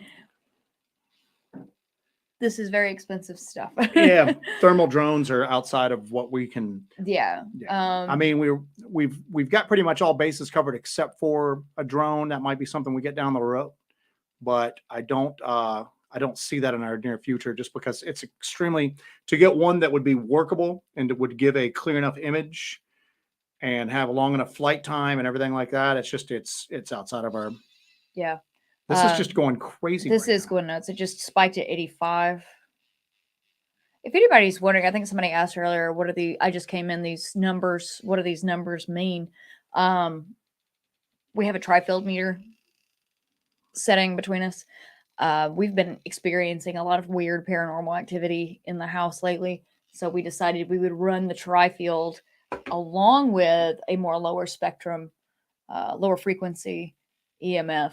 And they're both acting very well. This one's not even going off. That one's not going off. It's only this one's not going off at all. But this one is. But the tri-field is just going bonkers. And then it's just going down to nothing. Central Florida Bigfoot, welcome, welcome, welcome. He says that's some haircut, Joe. Thank you, sir. Boy, everybody likes that haircut. I think I'm gonna retire from doing cryptid and paranormal stuff and just go cut hair. Just cut hair, man. It's peaked out again. Yeah. So. Like I have never seen one of these go that high without. All right, I'm turning off my Wi-Fi. Outside interference. You know what I'm saying? Mm-hmm. It's not my phone because now it's going down as my phone's near it. Odd. All right. Well, Stingray 1975 says there's a world map from the 1500s. Each continent, different animals are depicted. Africa shows an elephant. South America clearly shows a dogman. I would like to see that world map. That's right up my alley. So, sorry guys, we're getting distracted by this. I know that David Paulides is saying that it wasn't his fault. So, is what the flock David Paulides now? That's what we think. Yeah. Oh, David, we know it's you. Jay Myers, how about a thermal rifle scope? They're about $600. Jay, we have thermal. We have thermal. We have a FLIR. We have an AGM. We have a Pulsar Axion XQ38. We have thermal. We deploy them and we use them in our videos. Now that one's maxing out. But we do use thermal. You have to understand there's a big difference between a handheld thermal monocular and a drone that is flying over the LBL with thermal or night vision capabilities that is functional.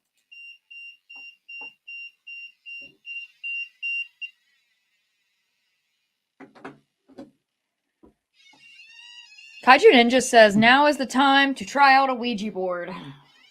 We need to almost kill these at this point. Yeah, because they're starting to interfere with... Yeah, I mean, it's just... Now, watch if something happens.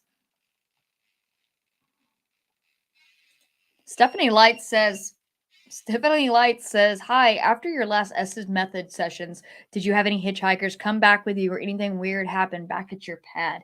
Stephanie, that's what we're dealing with right now. We have had things fall off like Joe's phone flew off the couch last night. We have had equipment slide across like several inches, about 4 or 5 inches. We have had right now our tri-field and our low frequency EMF is going off and going crazy. We've been seeing shadow figures. We've been seeing orange balls of light outside. We've been seeing a lot of stuff. We've also both been very exhausted and mentally depleted. I can't believe this. What? I was getting to put it on screen and it all died down. Can you do it? Just do it. Let's see if it'll work. Oh, I forgot about that. Can't do it. Fail. Yeah, just kill that because that's we had that problem when we did the live stream when you were running that. Just abandon. Abandon ship.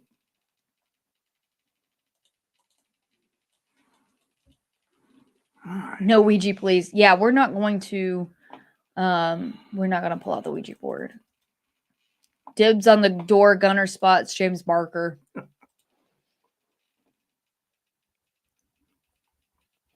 Anita Bedella says, can I ask you how you protect yourself spiritually before an expedition? And yes, Joe, your haircut looks good. Man, my haircut's like the star of the show. That is the star of the show. We leave a lot of the stuff in the car. We take like holy water, and we have like blessed black salt that I've got in this like nice handmade like St. Michael like glass like container. But a lot of times we're not wanting to repel the stuff; we're wanting to bring it in. Mm-hmm. So, I mean, I hate to say it, a lot of times we don't protect ourselves spiritually before an expedition.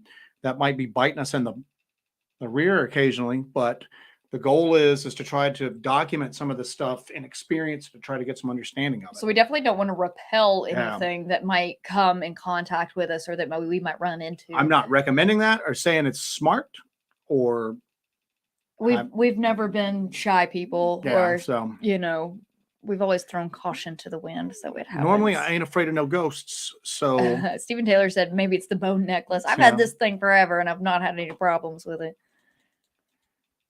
Now they're just quiet as can be. I moved them side by side to try to get them on my phone. Pyromedic said, isn't that like microwave strength going through you all? Yeah, when this maxes out, yes. And it is, that's when that maxes out, that's like holding it next to a microwave. Yeah, when that thing levels out, and it obviously we're not in the kitchen, so. But what's weird is that it's setting off the tri-field sometimes and not that. So there's two different frequency ranges going on. There's some that are three. There's some that's triggering both of them, and then there's some that are triggering the low one, and then some that are only triggering the tri-field. So, and it's not triggering at all right now. Free Press says test your smart meters for pulsed wireless radiation.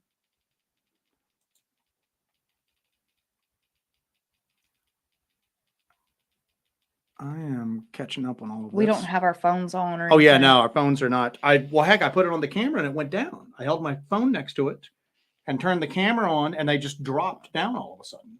And now there's nothing going on with it. So. Yeah, and it would be sending a signal, right? Yeah. If you're doing that, because you're not going to be. Yeah. I don't know.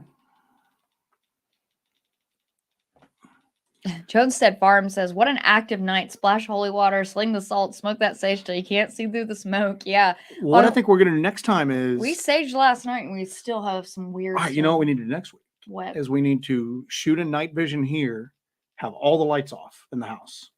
Shoot on night vision. It's going to be kind of annoying for people to watch, but shoot on night vision and then have these mounted forward where people can see everything so that if it sparks off, people will be able to see it. We might do just a segment in night vision. We might not do the whole doing it all, man. 8 hours night vision. 8 hours of night vision of us sitting here in the dark. All right, go ahead with what you're doing. No, I'm fine. So, okay. Susan commenting back to the drone thing. I think that Cryptid Response said that it would be $40,000 for the drone we would need for this application. Yes, we don't have $40,000 to throw at a drone. Yeah, but a lot of national and state parks don't allow you. Like, we were doing some research into like Chaco Canyon and the Grand Canyon and stuff like that when we found that 6-fingered footprint. And we were looking at instances of 6-fingered evidence of 6-fingered like entities, 6-toed entities, and like with Native Americans. And we were looking at there's lots of spots in these like canyons, like these national park canyons out west that are just completely off limits. Yeah, that could be because of, maybe there's a current archaeological dig going on, but a lot of them you can't fly drones over. Mm-hmm. And they talk about how they don't want it done for like noise pollution. That might very well be right, but that was one of the things that stuck out to me is that they are just, it's almost like, it's like set up like Area 51. They don't want you going over above it and like looking down and seeing what's there. Yeah. So, yeah. Jay Myers says there looks like a dark shadow under your sign behind y'all, and it gets darker off and on. Great. Yeah, we're doing a part of this next week. Yeah, we'll do part of this next week in night vision. See if we might come up with some ideas for how we can kind of meter what's going on and test what's going on. Did you already do this one about the hitchhikers and Estes? Yes. Okay. Yes, sir. I'm kind of. Kaiju Engine says their way you can try to catch an EVP right now. We're recording right now. We could grab grab an additional recorder, but it could come through on this. So we might review this footage afterwards and see if we caught anything else, because there's nobody else here but us. so we shouldn't be able to hear anything else but us. He's going to go grab a digital audio recorder, though. It's a good idea. We should probably run that while this is going on. See if we can capture an EVP. That'd be amazing. Actually, that wouldn't be amazing. This is my house. I don't really want that. I said that would be amazing if we could capture an EVP, and I went, wait, no, that's not amazing. This is my house. I have to sleep here.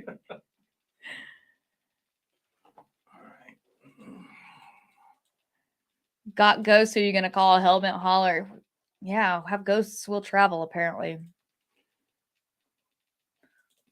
H1N starting at 9:35 p.m. We're going to see if we can catch any sort of EVP activity while we're doing this podcast. I'm going to set this up and away from us a bit.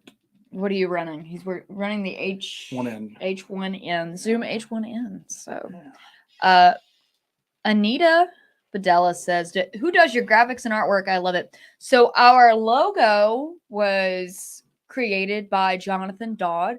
He is an illustrator who does amazing work, and he focuses a lot on cryptid and paranormal subjects. He's actually going to be at CryptidCon. If you guys go, make sure you stop by his booth and buy some art from him.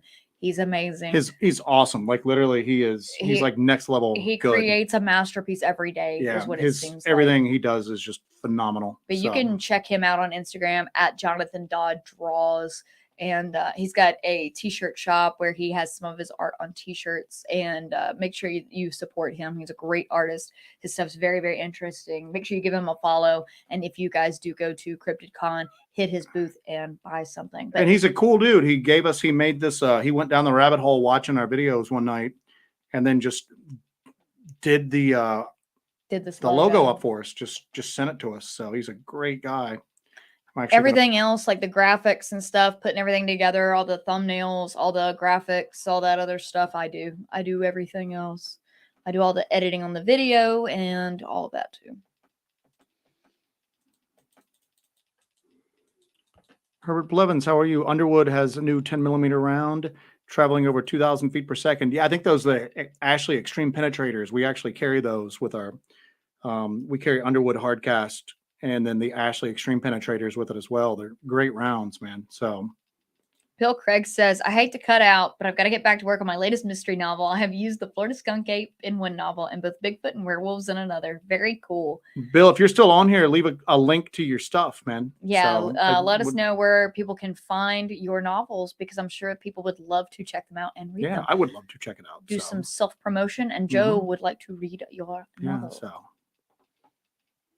They're talking right now in the chat about demons' names, that it could be from our Devil's Night investigation. Possibly so. Because what did I say? Az was was the name that you kept getting. That yeah.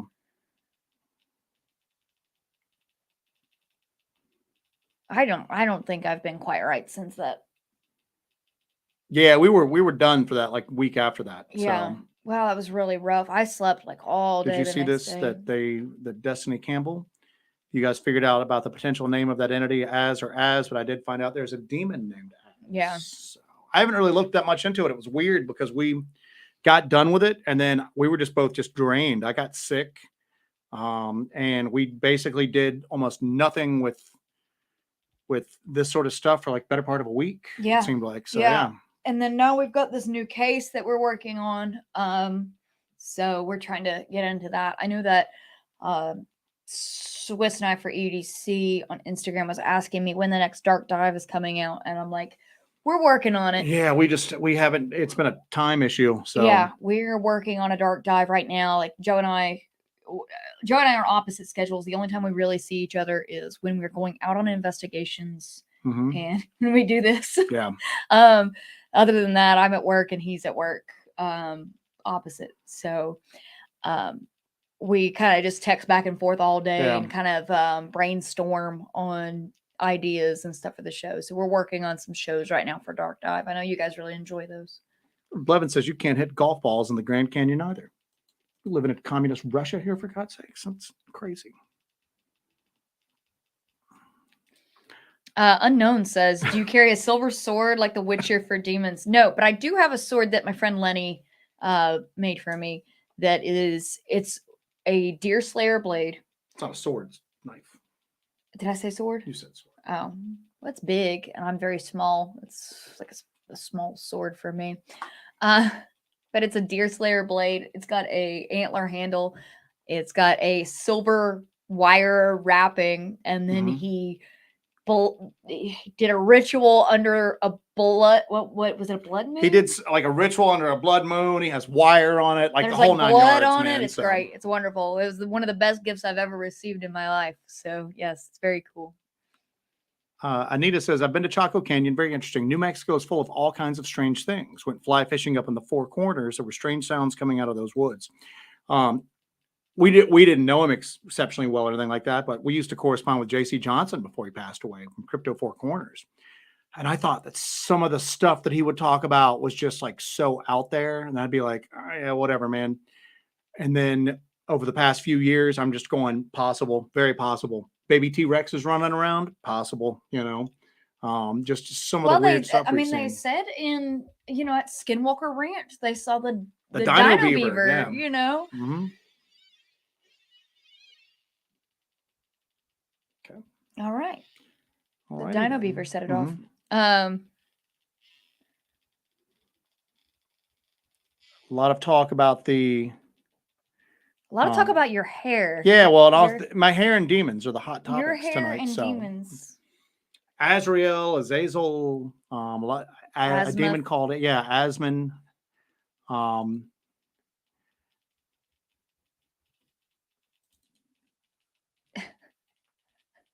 The Dino Beaver? Yeah, hold on. I saw Free Press said something about Ass Man. I was thinking about that episode of Seinfeld where Kramer gets that Ass Man. The Ass Man, yep. The Ass Man. That's who it is. It's Kramer with his plate. Yeah, the Dino Beaver. When they were at when some of the National Institute for Discovery Science guys, the Robert Bigelow scientists that he brought in, were at Skinwalker Ranch one night. There was a group of them, and they've got like instrumentation with them, night vision, thermal scopes, everything like that. And they're arranged in a circle, all looking out to see if they can pick up any sort of activity. And it's Colm Keller, a few of the main scientists that you see on TV, a couple of like military intelligence like agents and stuff like that. They see what appears to be a portal opening up. They see like this darker circle start to kind of grow. And Colm Keller and this lady that's with them, there was an intelligence agent. They are standing there. They've got equipment within arm's reach. It's like right there. And they see this thing that looks like, they call it a dino beaver. It's like this very large, like beaver, almost with like stegosaurus plates going down its back. And we talk about this as it relates to like the Oz factor, where sometimes things are just so odd, but they just seem like mundane to you at the time. And it's not until afterwards you go, that was really weird. Why did I not react more dramatically to that? But anyway, they saw this thing that looked like a dino beaver. They never thought to pick up their scopes, never tried to record it or anything like that. They just watched it walk off. And then later on, they were going, what the hell did we just see? So, but anyway, yeah, they call it the dino beaver. It's kind of a silly name. And that's going off again. So, yeah. So for these EMF things, I test these with all of our equipment before we go out. I test them with all of our cameras. I test them with each other, test them with our cell phones. We've ran them in here before around these same computers and not had anything at all go on. Did they go off again? Yeah, maxed out again on this one. So the rest of the house is freezing. Really? Yes. Huh. Of course, we have lights going in here. Of course, they're all LED. But yeah, still. You never know.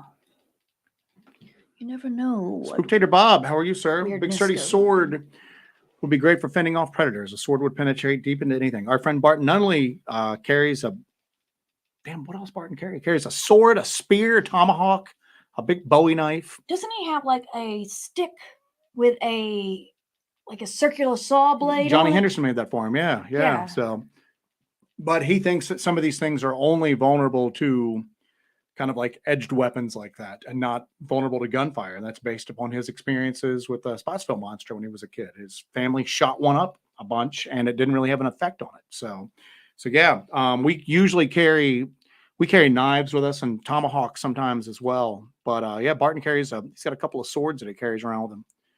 Barton, he's madman. What the fuck? Dinah Beaver, talking about my ex-wife again. I'm sure she would peg the scale in that trifield meter.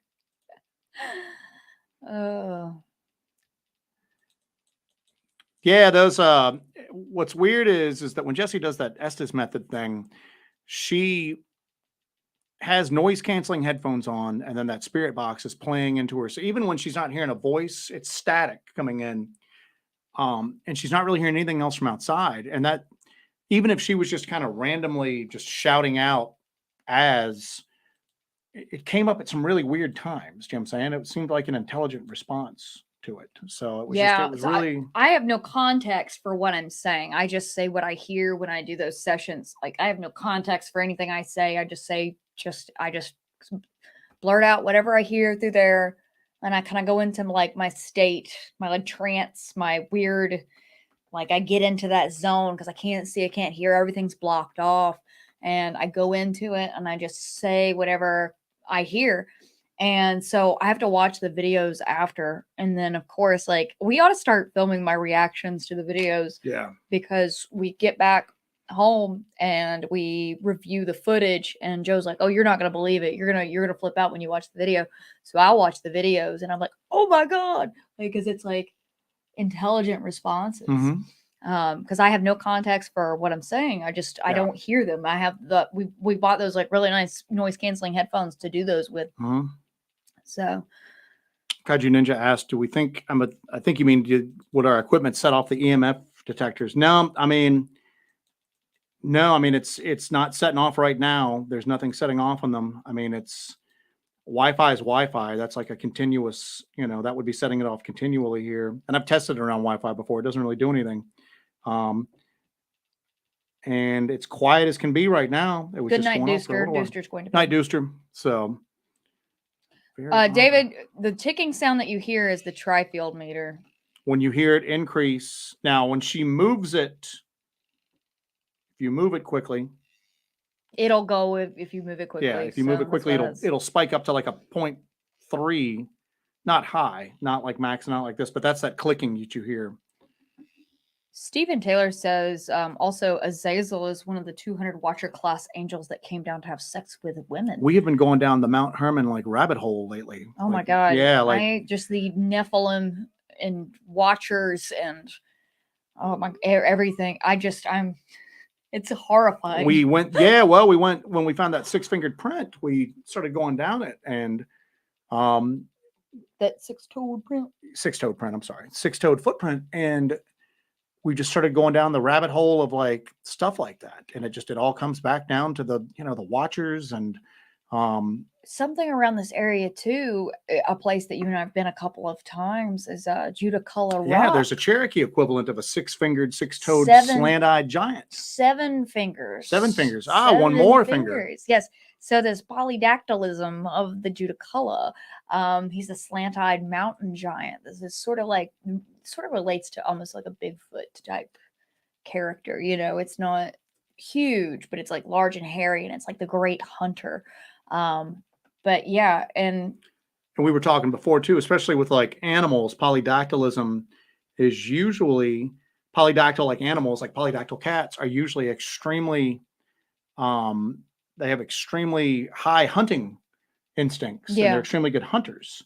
And that's something that you hear about, like a lot of the Nephilim, especially the earlier ones. But the Judaculla Rock, which we've been to, I've mentioned that there's a handprint in the rock, and you can like go look at pictures of the rocks. They have like photos where they filled it in with chalk a long time ago. The erosion's pretty bad, so they don't allow them to fill it in with chalk anymore.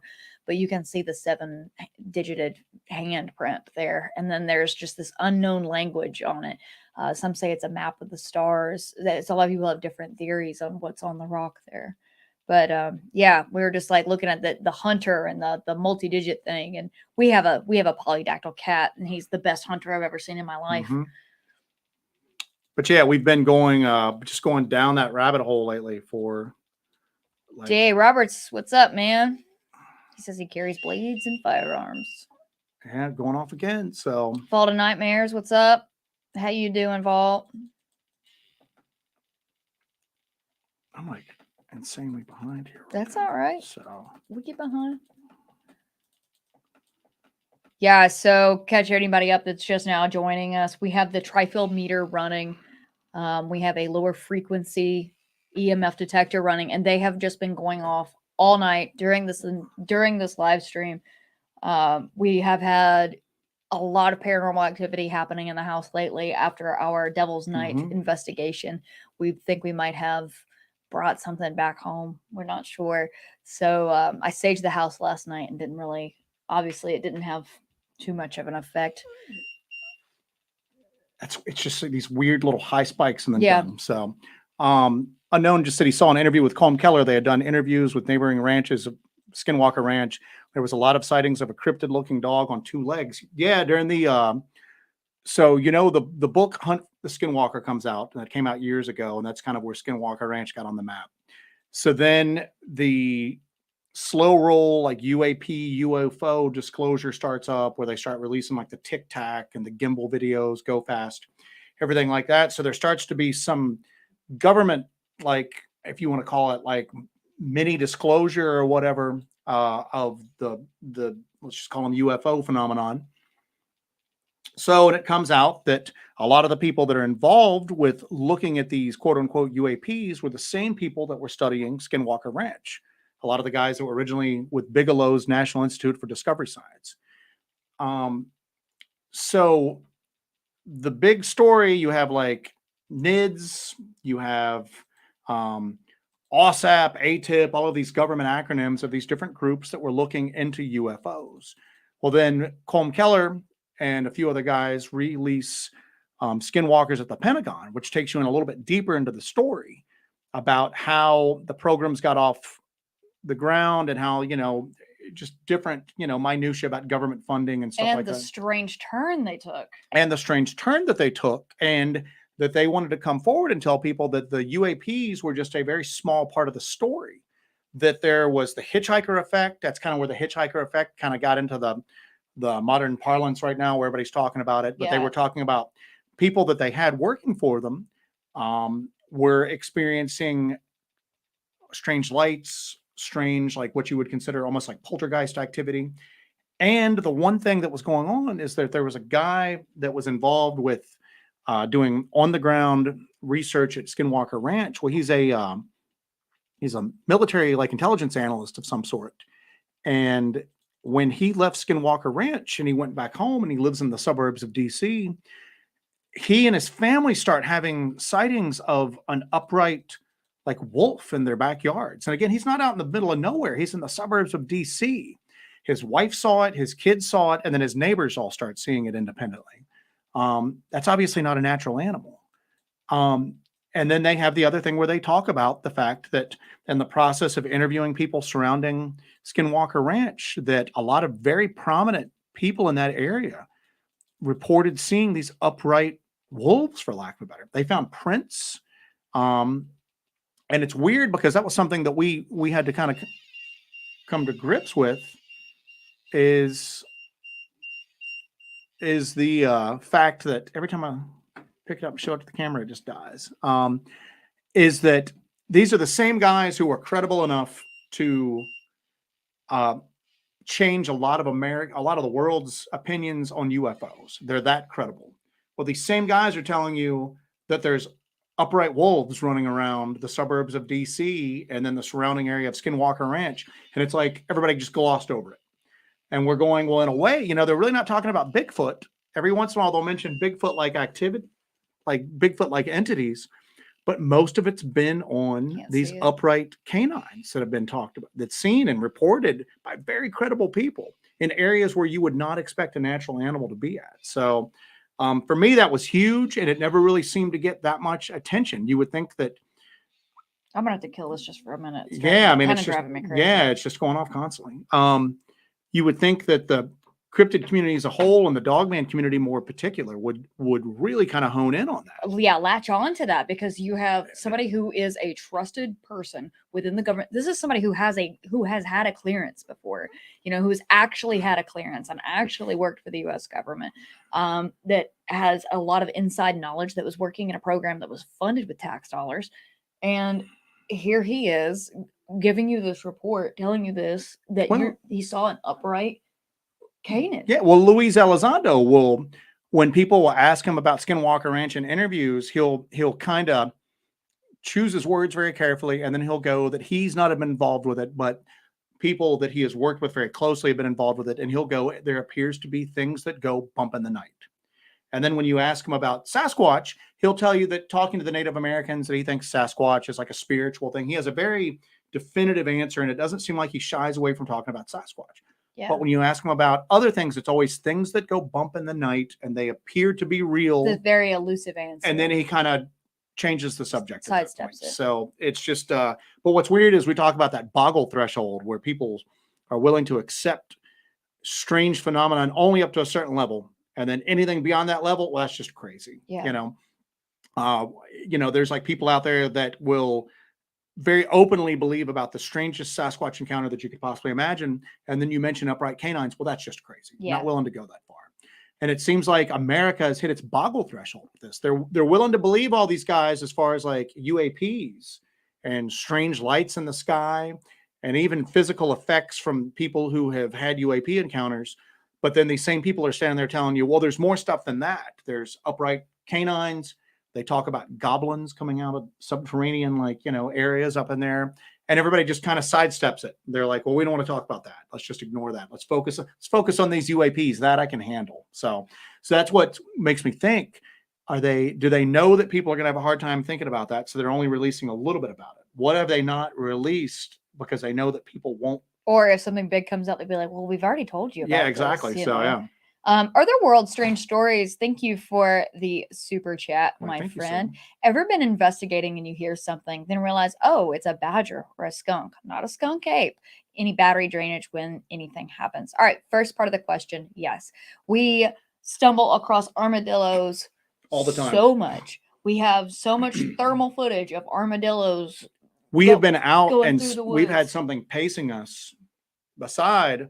It's an armadillo pacing us for some reason. We'll catch it on thermal and we're going, why is this armadillo? We'll be like, oh my God, what is this? Following us like it's a freaking armadillo. And this is how they move around. So that happens sometimes. I mean, that does happen. I mean, Jessi's gotten terrified by like bunny rabbits, like jumping out of the brush at her before. Yeah. In Lost Cove, I have footage of this. God, I really want to release that as like a From the Archives episode. I've talked about this ad nauseum, but Joe was inside the abandoned cabin and it's really creepy and freaky, even though it's like in the afternoon, it's still freaky and creepy. And he's reading all this terrifying graffiti that's on the walls about, demons and Satan. And it gave the impression that somebody was picking up drifters and killing them is what that gave me the darkness impression. Rising and somebody like killing drifters and stuff. And like, I'm filming him and then I kind of step away and all of a sudden I just hear like the brush just go wild and this giant bunny rabbit jumped out of the bushes at me and it came at my feet and then ran away from me. But I screamed. Yeah, I just went, ah! And Joe runs out of the cabin. He like comes out with his gun drawn and he's like, what's going on? And it was a bunny. So so we've ran across that. We've ran across, one of our research areas is near the Pisgah Bear Sanctuary. So we ran across bears, before and heard them. Deer all the time. As far as like battery drainage, we have battery drainage that happens like only in certain areas, it seems like though. And I am like anal retentive, like you wouldn't believe, as far as like charging equipment before we go out and triple checking it. And if it's a malfunction of the equipment, why is it only malfunctioning in this particular area and not everywhere else? Yeah. So that's the thing. So Sheila Ebeline, thank you, ma'am. I just checked that. She said, check your PayPal. Thank you, ma'am. Oh, thank you, ma'am. Appreciate you. You are awesome. Robert Hogg says, Joe and Jessi, you are too hot to be researchers. Might have to change your name to Hot as Hellbent Holler. Hellbent Holla. Hellbent Hotter? No, Holla. Holla at you, Hellbent Holla. Jesus. Well, that joke went over well. Damn. All right. We're attractive, but we're also socially very awkward. We're severely autistic as well. So no, it is what it is. Yeah, but that was one of the things. Matt J has a polydactyl cat as well. Is that I think it was like Michael Eisner or something like that. One of the guys from Blurry Creatures guests was talking about how a lot of the Nephilim were considered to be preeminent hunters of men, but like hunters, and that he drew some parallels between that and Hemingway cats, the polydactyl nature of them, and how that maybe the polydactylism is obviously associated with just very efficient and ruthless hunting. So I thought that was like a really good little parallel that I had never really heard anybody draw before. Rando 375 says, seems there's an increase in upright canine cryptid sightings over the last 2 to 3 years. I'm not sure if that's because it is much larger in the zeitgeist than it was before, that a lot more people are aware of it. So maybe people are coming forward with their stories. They feel more comfortable to talk about their experiences. It is on everybody's mind, and that's a double-edged sword. You might go, well, people are thinking about Dogman, so they see a bear for a split second, and now they're like, I just saw a Dogman, because, you know, it's on their mind. They want to see a Dogman. There's a lot of people that are very much into this topic. However, on the flip side, before it became well known, how many sightings of Dogmen were classified as something else? Somebody was in the woods and they saw an upright canine. It was large, it was dark, hairy. Just saw it for a split second. You know, there's no Dogman groups to report it to. Who are they going to report it to? Like a local Bigfoot group with a BFRO or whatever. They're going to go, I saw this creature, but it appeared to be more canine. You must be mistaken. You saw a Bigfoot. And that's what's going to go into the report. I always wonder how many Dogman sightings have been misclassified as Sasquatch sightings. So much so that we started to, when we were really deep diving into the Dogman phenomenon, we were looking at areas that had Bigfoot sightings reported, but they were very light on the details of the physical description of the Bigfoot. Where if somebody went, they had a real up close sighting, and the way they described it, it was like, you know, it looked like a caveman, or it looked like an ape. We would kind of throw those out. But the ones that just reported tall, dark, you know, hairy creatures and stuff like that, those we would kind of hone in on as possibly being areas that might have Dogman activity at this point. So Stephanie Light says, I wonder if these animals are shapeshifters, because sometimes I think, not always, that these demons can be shapeshifters. Yeah, the whole shapeshifting thing is, I've been thinking a lot about that lately, is that we might not be dealing with separate entity. And we've talked about this before. Yeah. But I haven't thought about it in terms of, could these entities be shapeshifting? I think I've thought about it more that could they be the same phenomenon presenting in a certain way? Not necessarily, I don't know. Well, I guess Jack Valet has that, where Jack Valet thinks that there's an overarching phenomenon that presents itself as different phenomena. I guess I'm thinking about like an effect on the mind. Well, that's the other thing perception versus a physical change of form. It presents itself to you, and it allows your perception. Well, I mean, you know, you get into like physics. Sometimes the act of observing an action has an effect on the action. Yeah. Maybe there's something to like be said about that. Maybe the act of observing this phenomenon. But at the same token, though, here's the deal. Then you have these UFO flaps, or you have flaps of Sasquatch activity, different people in the same area at different times seeing the same thing. You would think, and they're completely unconnected. And but you would think that perception had something to do with it. These different peoples are going to have different perceptions, but yet they report the same thing. Again, you get down to it. That's the thing that drives me crazy is that anytime you draw up a pattern, sometimes give me 5 minutes, I'm going to find something that throws the pattern out of there. Sometimes it follows a pattern. Sometimes it just seems like it's so against the pattern. That's where you get to that trickster element. It's almost like it gives you enough, and it makes you want to think that you're on the right road, and then it just throws you a curveball like that. Well, you know, like with the, not to get off the Dogman or the Bigfoot subject, but like with like UAPs and abduction stories, you've got the Betty and Barney Hill incident, when they had their abduction, and then but they didn't remember anything about it until they were hypnotized after. And when they were independently hypnotized and asked about what happened and what these creatures and what these entities look like, Betty described them as having dark hair, and Barney described them as he doesn't remember them having any hair at all. And there was a couple other differences. Betty mentioned that the nose was very, very large and long on the entities, and while Barney described just 2 slits.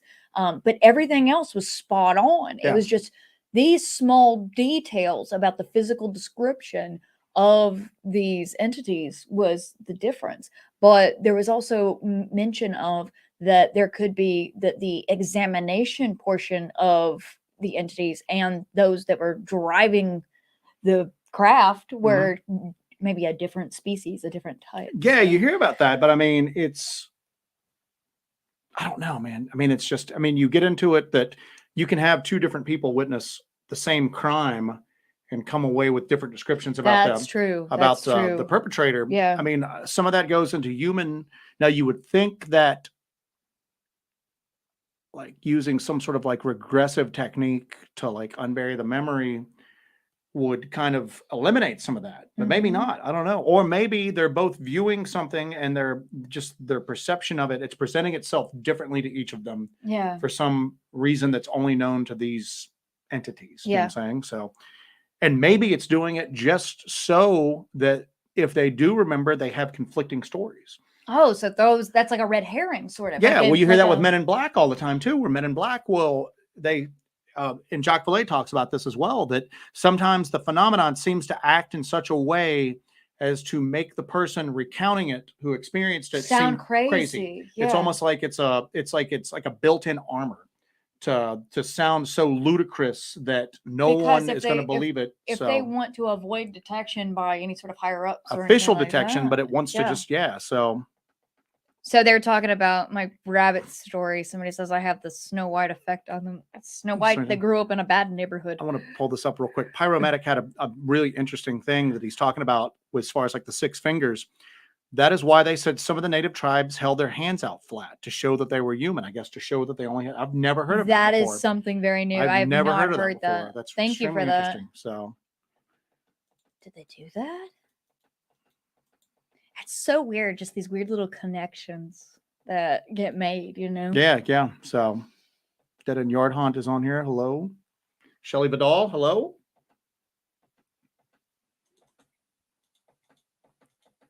Good night, Tony. Tony's out. Hi, Jill Duck. Hello, Jill Duck. Jill Duck is, hey, y'all. I'm so late. Can't stick around. Want to say hey and let you guys know the Devil's Night Live investigation for creepy as heck. I'll watch it tomorrow night. Oh, thank you, Jill. I really appreciate that. We had a blast on Devil's Night. It was wild. We're still kind of recovering from it. So. Very weird. Let me pull this real quick. Rando 375. Is there a difference between a dogman and a canine that walks upright? There are people out there that are very specific and precise in their terminology. Like when we did the werewolf experiments videos at the LBL, we titled that because a lot of the people that we were talking to that live in the area that were having like encounters with stuff, were talking about having encounters with werewolves. They weren't calling them dogmen. They didn't know what a dogman was. They would already call them beasts or werewolves. And then we've got people like Raisin came with us going, well, werewolves transform and dogmen don't. I mean, I don't know. I mean, we don't. It's colloquialism. Yeah, it's colloquialism. But I mean, these people, that's what they called it. That's what the witnesses were calling it. They said that they were seeing werewolves. So you hear about some of these creatures that look like just standard like timber wolves that are up on 2 legs. We've interviewed people outside the LBL and they refer to them as werewolves because that's what they're known as. And they saw it, and that was the closest cultural reference point that they knew, is that they're not on Facebook cryptid groups, and they're not on, they don't know who Linda Gottfried is, and they don't know anything like this. They've heard stories of beasts in the LBL, and then they saw something that looked to them like a werewolf. Yeah. There's stories around the LBL that there's a family there that transforms. There's stories about, I'm getting kind of off on a tangent, but the skinwalker thing where there's a physical transformation. Is that natural? Probably not natural. Is it possible? I guess it's as good as any, man. But I I don't know. Like I said, you've got some that seem like they're just basically like man bodies with wolf heads. There's some that seem to be in a, you know, like an amalgamation of like canine and human, maybe dog legs upright, but with man hands. Some of them just seem to be like upright, you know, upright wolves at that point. Are we talking about the same thing? Again, I think there's different creatures that we've lumped together under Dogman. Yeah. That might share some physical characteristics with one another, might share some behaviors with one another, but have completely. There might be some that have grown in a lab that have escaped or been let out for like an experiment. There might be some that are completely interdimensional. There might be some that are the hounds of hell. Yeah, there might be something like that. So I don't know. Oh, Spooktator Bob. Speaking of, we get back to Skinwalker Ranch again, but this kind of pertains. From what I hear about alien abduction, I've always feared that over anything else. But if they're willing to talk about UAPs and nothing else, is that a clue on how sinister each are by our perception? Yeah. I actually texted Joe today. I was getting new tires. Excuse me. Still. I was getting tires on my Subaru, and I'm texting Joe because I'm reading through Passport to Mangonia, and I'm just like sitting there, and I'm like, I actually texted Joe, and I was like, okay, I'm like terrified of alien abduction, right? Like I'm terrified of alien abduction right now. Yeah, that's really freaking scary. So if they're willing to say, okay, so this is kind of stuff is happening, you know, even though they don't say abductions are happening, they're saying that there are these things out there. Yeah, how terrible or how frightening are the other things that they're not willing to discuss with us? Or are they just kind of doing it as a gateway? Are they doing it to try to kind of just give you like a little trail of breadcrumbs? We'll go ahead and introduce it to them now and let them get somewhat normalized to the idea, and then tell them the really weird stuff down the road. Pull this up real quick. Stephen Tichenell, hello. Graffiti's, hey Hennessy. Graffiti suggesting someone was killing drifters. What about Pee Wee Gaskins? Pee Wee Gaskins, South Carolina serial killer. Yeah, Pee Wee Gaskins was a they convicted him in something like 20 minutes or something. They came back like just complete unanimous. But anyway, yeah, we found a spot in Lost Cove, North Carolina. There's some like remnants of like some of the houses that used to be there, and one of them was covered with like a bunch of graffiti. And like I said earlier, like some of it was just the standard, like, you know, rural metalhead teen stuff. Some of it seemed, and maybe I was completely off, I don't know, because I was reading a lot of it kind of laughing at like how ridiculous some of the graffiti was. I mean, you guys have all seen graffiti out there. It's like, you know, just very crass and crude jokes and stuff. I was reading it, and then I started realizing that some of it seemed a bit more sophisticated and some of it just seemed different. And I just stood there and read a lot of it for like, what, about 20 minutes or so. And it seemed like maybe somebody with like a real dark sense of humor decided to put this up there, not knowing whether anybody would ever read it or not. But it gave the impression that, what was it calling them? My beautiful sleepers or something like that. Yeah. And I've carried my, and just this very kind of weird, kind of poetic, dark. It sounded like he was killing drifters, man. It sounded like this person was picking up hitchhikers and drifters and killing them and was bragging about it. It was romantic murder language. Yeah. Yeah, it was very dark, and it was different. Somebody that really romanticizes. It was unlike anything else that was on there, you know, so. It wasn't like, Brittany, go to prom with me. Yeah, you know, or just, you know, boob jokes and stuff like that. It was just very, it seemed like somebody was subtly bragging about some of the stuff that they had done. Yeah. And it was extremely weird. It was extremely weird. Unknown says, have you thought about interviewing people around the LBL on camera so you can share with us? A lot of people don't want to go on camera and talk about their experiences or we've got a couple that are willing to do it that we'll probably will down the road. Yeah. But a lot of the people down there don't want anything to do with it. You know what I'm saying? And I don't even think it's like a government conspiracy thing, or they've been frightened to be silent. They just don't want to sound like crazy people and don't want to be on camera talking about it. But we do have a few people that I think would be willing to get on camera with us that we might eventually do. We're not so much into collecting like witness statements, though. We're more like, let's use this as a data point, and then let's use those data points to try to further us being out there physically looking for this stuff. So yeah. Daniel Garcia says, good to see you guys again. Would you ever consider going out west to California where the Sierra Sasquatch sounds were recorded if the opportunity came? I don't think we ever want to go to California. I don't know if you know anything about us. But yeah, I'd go. That'd be pretty interesting, but I just don't know if there's been any. I don't think there's been any activity around that camp anymore where he goes to. There's a lot of stuff going on in the Sierras, definitely, but that's definitely, yeah. I mean, we mostly focus on the Appalachians and mainly the Southern Appalachians, but yeah, eventually I'd like to branch out into stuff like that, you know. So I'd like to go to the Southwest. I'd love to go check out some Southwestern stuff. I have never been to the Southwest other than Vegas, and that doesn't count. So Bigfoot Society, hello, sir. How are you? Enjoyed your live stream the other night. Had a great time listening in. Otherworld strange stories. Do you think there are more people investigating these sightings than before? If you're talking about like physical, like entity sightings, I think there are more people talking about it. And there's more people, like we just discussed, collecting like witness stories, you know, collecting those, presenting those. I think there's more of an open dialogue. As far as if there's more people out there physically investigating this stuff, I don't know. I can't speak to that. We talked earlier about how a lot of the real, like, you know, traditional like Bigfoot people kind of just like look at us and don't want to talk to us and everything like that. And we have a completely different approach and different methodology. I mean, there are people going out there just, you know, really remote, very small groups going out there, you know, trying to actually take a serious look at it. I mean, there are, I just don't know how many of them are. And I'm not counting the people that go to like a KOA campground and like kind of bang on a tree with a stick at the edge of the campsite and then just go and, you know, sit around the campfire with 50 other people and tell Bigfoot stories. But there's a few people out there. There's a few people out there that do this that don't really release any of their stuff publicly, you know. I know a guy that's up in the New England area, New England area that goes out solo into some pretty sketchy areas, and he'll go out and he'll stay for like a week or two at a time. And he's had some pretty crazy stuff happen to him, but he's just not somebody who wants to talk about it publicly. For him, it's not something that he's just not a public person.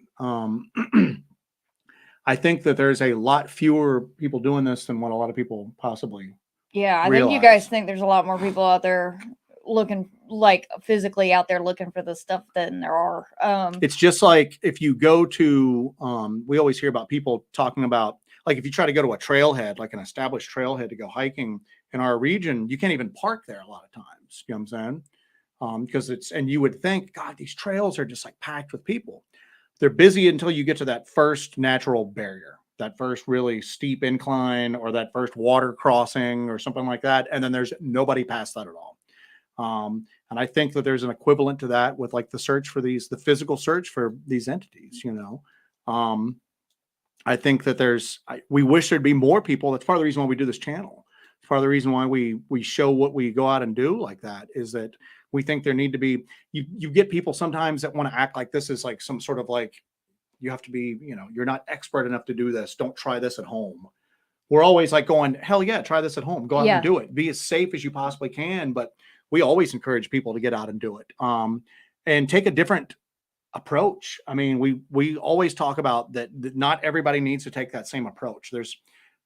People will be like, hey, do you guys cast footprints? We don't really cast footprints at all. There's enough people out there there's enough cast footprints out there. We also don't go out and like do the whoop thing or anything like that. There's enough people doing that. Yeah. So we encourage people to do stuff. And when somebody goes, I'm thinking about doing this, here's what I want to do. And I'm going, that sounds cool. I don't think that would work for us. And I'm not willing to do that because I don't personally want to spend my time doing that. But I highly encourage you to do it because that's somebody trying something different now. So yeah, and you can bring your own unique perspective and your own unique ideas to the field. And I think the field really, really is desperate for something like that. Yeah, do different stuff. I think that's why a lot of people like what we do, is because we don't look like everybody else. We don't act like everybody else. We don't seek the validation of anybody who has been on a TV show. Like that's not something that's not a qualifier for me that you know what you're talking about or that you're some sort of mystical authority on anything. I've gotten more woods time than probably anybody that's been on TV at this point, right? Yeah, I mean, you probably have. And I mean, I mean, a lot of the people that you see on TV are not taking survival training in their, their downtime in their spare time or getting SAR certified or stuff like that, just so you can understand the dynamics of missing people. So when you investigate these strange disappearances, you can kind of have more of an idea of what's strange about it, Yeah. But and I think, the thing about this too is you have a lot of people who say, I am a boots on the ground investigator. There's no proof of any of this, but also, we know firsthand that this, if this is your life, it gets expensive. It gets time consuming. We don't about 10 times a month. You just go, I'm done. I'm not doing this anymore. What about, it's hard. We do this together, so that helps. If you don't have a significant other that is involved in this, or a partner that's, a partner that's with you all the time, that's gonna throw a wrench into it. There's a lot of barriers to entry for this, and I wish there wasn't. A lot of this equipment gets very expensive. Thermals get expensive. Yeah, but you don't necessarily need all the equipment. But you don't need all that stuff. We're very tech heavy. Just we love it because we want to try to. Our goal is we want to do something more than just another campfire story. Yeah. And do I think we're going to get that smoking gun piece of evidence? I would love us to. I'm realistic about that, but at the same token, we've gotten some crazy stuff that I think when you take everything we've gotten in total as a whole, I think it's compelling. It's changed my mind on a lot of stuff, at least. But I think that you could do it without all of this stuff. Again, you got to be safe about it, but you've got to realize that what's your own personal goal for it? And, I mean, a lot of people just want to do it just for their own, to answer the question for themselves. A lot of people want to prove something to get famous or something like that. Yeah. But like I said, I mean, that's part of the reason, when we did the LBL, the werewolf experiments, we looked at that part of the original massacre story when people hypothesized that it was the cologne that brought them down. Yeah. That brought the beast into the campsite and killed the family. And we derived a method from that, or an idea. And I knew at the same token that was considered a later addition to the story, that was probably not part of the original lore. But that set off an idea. That set off an idea to us. Exactly. That we were what animals react to scent. I mean, that is your cat, your dog, everything is going to follow its nose. So and if it's a creature, whether it's a wild animal, a released lab experiment, something interdimensional, whatever, it's got instinct, animalistic, and hopefully it would have instincts. And a strange novel smell like that would either appeal to its instinct to fight, mate, or if nothing else, it's curiosity to try to drive it in. And we just had people left and right tell us why that was just like the stupidest idea ever. And I'm going, it's something new that nobody's tried, man. I mean, just don't tell me that it's a stupid idea when guess what? I mean, we don't know if it worked or not because we got hit with the storms after that. Yeah. So it's something we're going to try again. But I'm going to tell you something right now. And like looking into this stuff about, the idea of like Nephilim idea and these like missing people and stuff with the storms coming up after the missing 411 stuff. Isn't it awful weird that we set up all this experimentation and stuff, the weather was supposed to be fine, and the weather was supposed to be fine, and then whatever this is, there's like stories that these things can control the weather in a way, and I know that sounds wild. All the stuff that we do sounds freaking wild, but did you ever consider that maybe there's some sort of, and I don't want to say it's like a cult or a connection with something, but it was just awful strange that like we check the weather religiously. Well, look at the missing 411 stuff. Yeah. When they have unforeseen, like unforecasted weather systems move in that hamper the search. And it hampers the search. It's not like when the person goes missing, you have a weather event and it's like, oh, they got lost in the storm. It's like they get the chopper there, they get ready to take the chopper off, and then out of nowhere, bam, a storm comes in. There's a freak weather event that hampers the search or the investigation. And I don't know. I don't know. But anyway, so my point is that we tried the scent experiment, and that was a valid experiment to try because other people, that's something that was novel that has not been tried before. the same BS that's been, I mean, we've been doing the same stuff as like a research community for like decades at this point, man. You know, let's go out, let's bang on some trees, let's whoop for a while. Oh, there's a print, let's cast it. Da da da da da. And I mean, it's just the same thing, and it just hasn't moved the needle at all anymore, man. So I mean, we've got those EM pumps that people used to use with like paranormal stuff. Well, I want to ramp it up and put it out in the woods. I want to pump like, you know, electromagnetic field, and I want to pump infrared out there, and I want to just see if we can draw anything up, man. And just because it doesn't work in one area at one particular time doesn't mean that it's not worth trying multiple times at this point. Because there's nobody else out there doing that. So if somebody's interested in doing this, come up with something novel and new and just do it. You know, do it. We need more people trying different stuff. That's what makes it exciting too, you know, is like going out there, and not only do we get to go out in the woods and see this beautiful, beautiful earth that we have been given. We get to go out there and we get to try all of this cool equipment, and we get to, you know, come up with these ideas, and we are looking for monsters, dude. That's cool. I'm talking to like bioacousticians online about like, you know, animal generation of infrasound. I wasn't doing that before I got involved in this stuff. That's not something that normal people do. Normal people. But again, like I said, I don't think there's as many people, but we highly recommend that anybody that is interested in do it to your capabilities, do it in the manner that interests you, but just go do it. And like I said, we always answer questions. You see people that act like they have this hidden knowledge that, you know, that, you know, oh, I'm this Indiana Jones type, you know, Bigfoot hunter, you know, come on, man, you know, just don't preclude people. This shouldn't be like a small club. Are you interested in the truth? Are you interested in portraying yourself as the member of some exclusive little group that nobody else can join?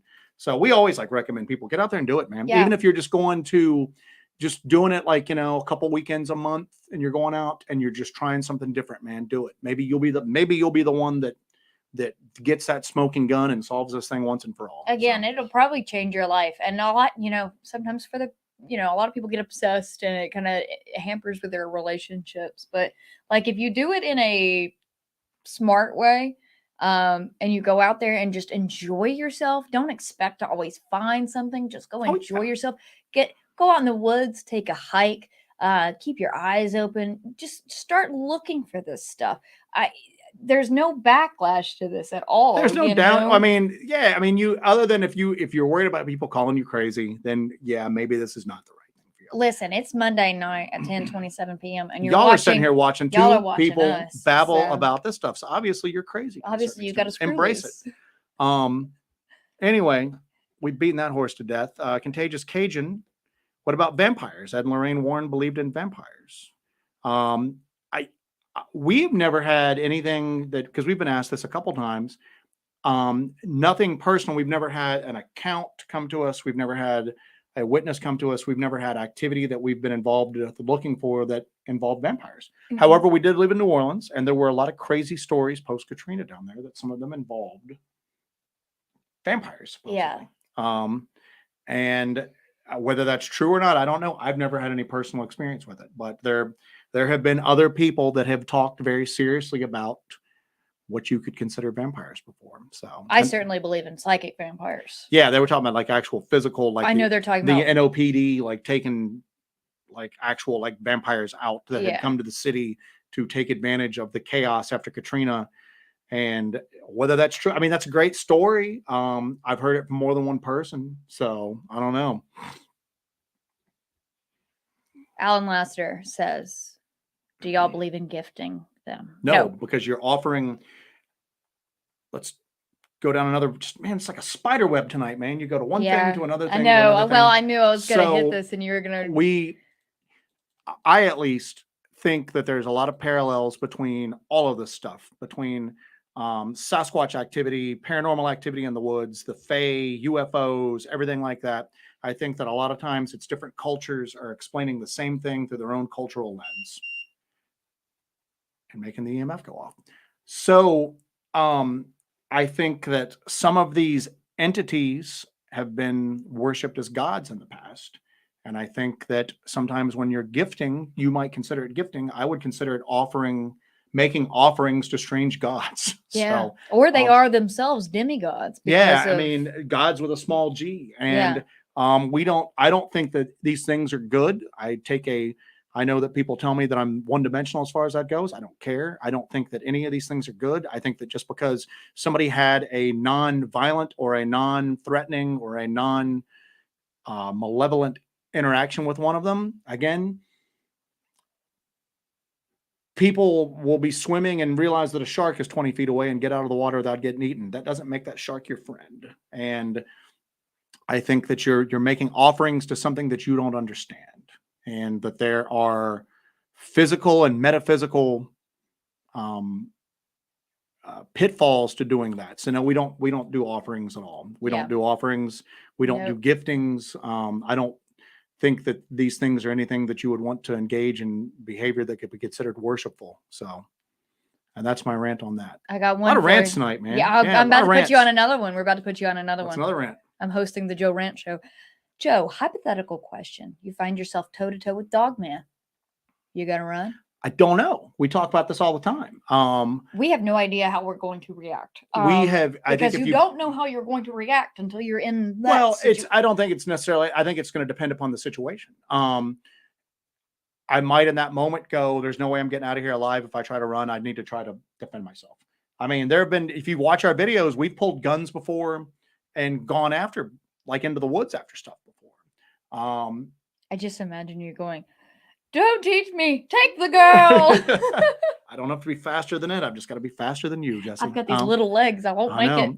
But it's going to depend, man. That's like pro-kill people that are pro-kill. Like adamantly pro-kill? Like adamantly pro-kill. We need a type specimen to prove the existence of the species. And even if you think it's an ape, I don't think that any of these things are good. And I don't think these things have like breeding populations out in the woods. But let's say I'm wrong, because I can't prove that. And that's just my gut feeling. I come across a cute little baby Sasquatch out in the woods. I'm not shooting it. You know what I'm saying? Well, you could have proved it. I don't care, man. So I don't know. I think everything would be situational. It would be depending on the situation that was going on. So I don't know. You know what I'm saying? We've seen, I mean, when we caught that thing on thermal at the LBL, and I wasn't associating that with Dogman at the time because of the ears. It wasn't until I'd seen more. I guess we hadn't prepared as well as I thought we did going in. But at the time, I just thought it was something weird, and I thought we were being ringed in because we were hearing something behind us, and I was watching something. I like how you go, when I saw the ears, I didn't think of Dogman. That looks just like a freaking dog. At the time, I wasn't making that association. At the time, if anything else, I was just going, what am I looking at?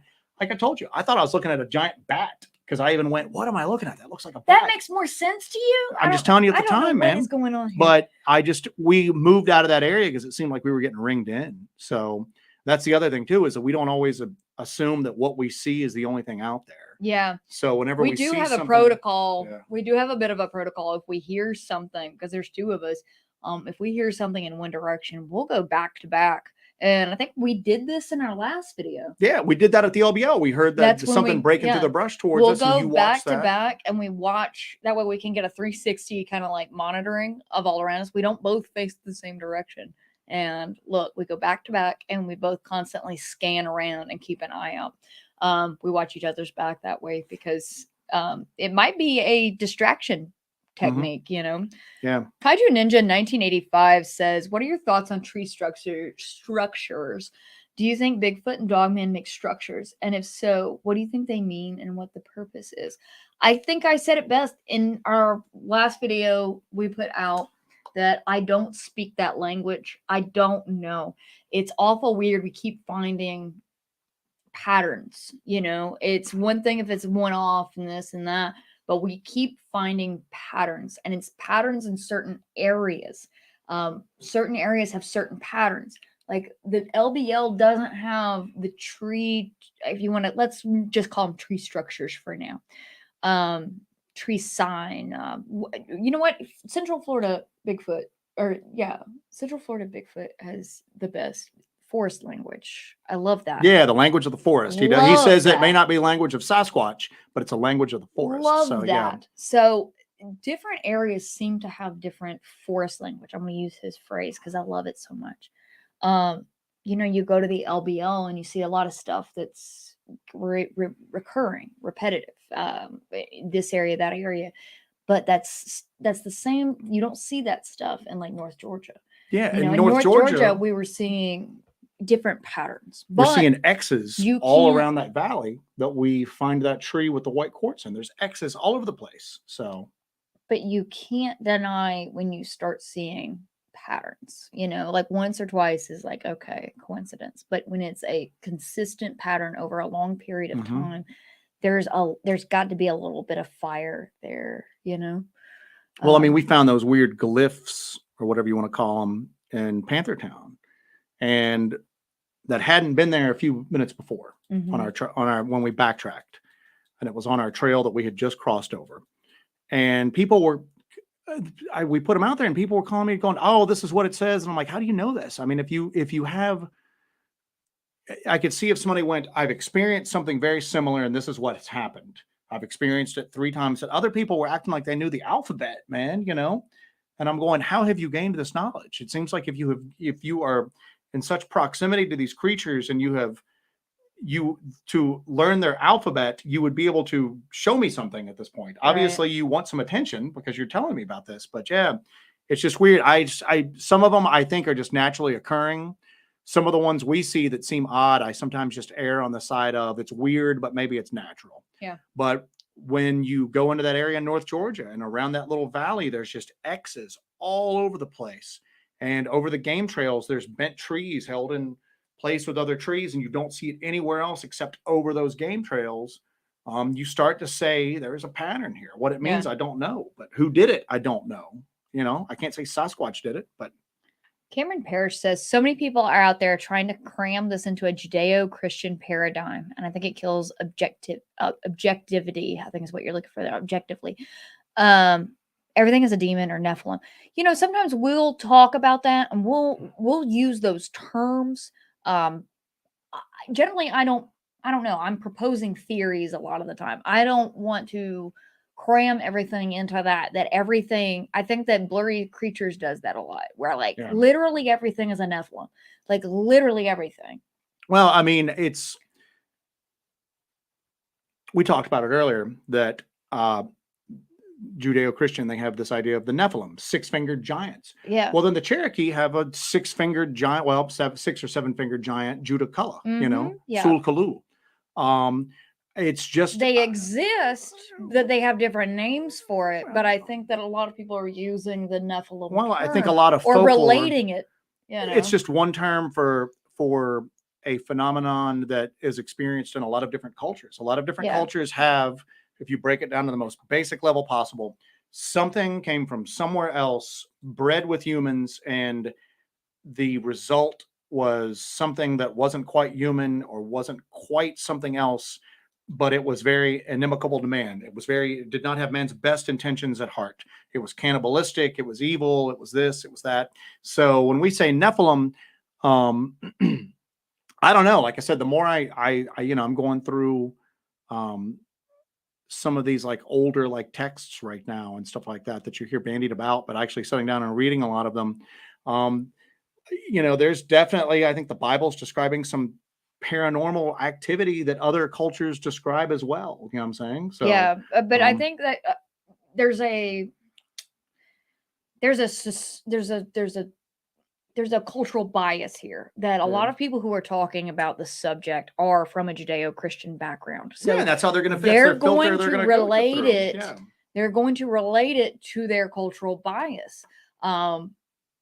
And I think that's where a lot of that comes from. Not saying that that is exactly what it is. I think that's just where a lot of these people are coming from when they talk about this subject. That's like the skinwalker thing. We were listening to that gentleman talk earlier this week. Yeah. About how there was like such a preponderance of shape-shifting mythology and shape-shifting stories all over the world. And people just call it skinwalkers. Because that's what the label they associate it with. Just like with the werewolves and the Dogman. These are just this is just the label that people associate with it and how they can express what the phenomenon is in their way.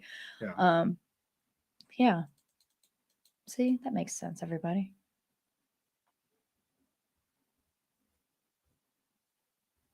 looking James through. Barker, being back to back keeps you out of each other's firing lane as well. Oh, Yes. absolutely. So yeah, we're trying not to shoot each other.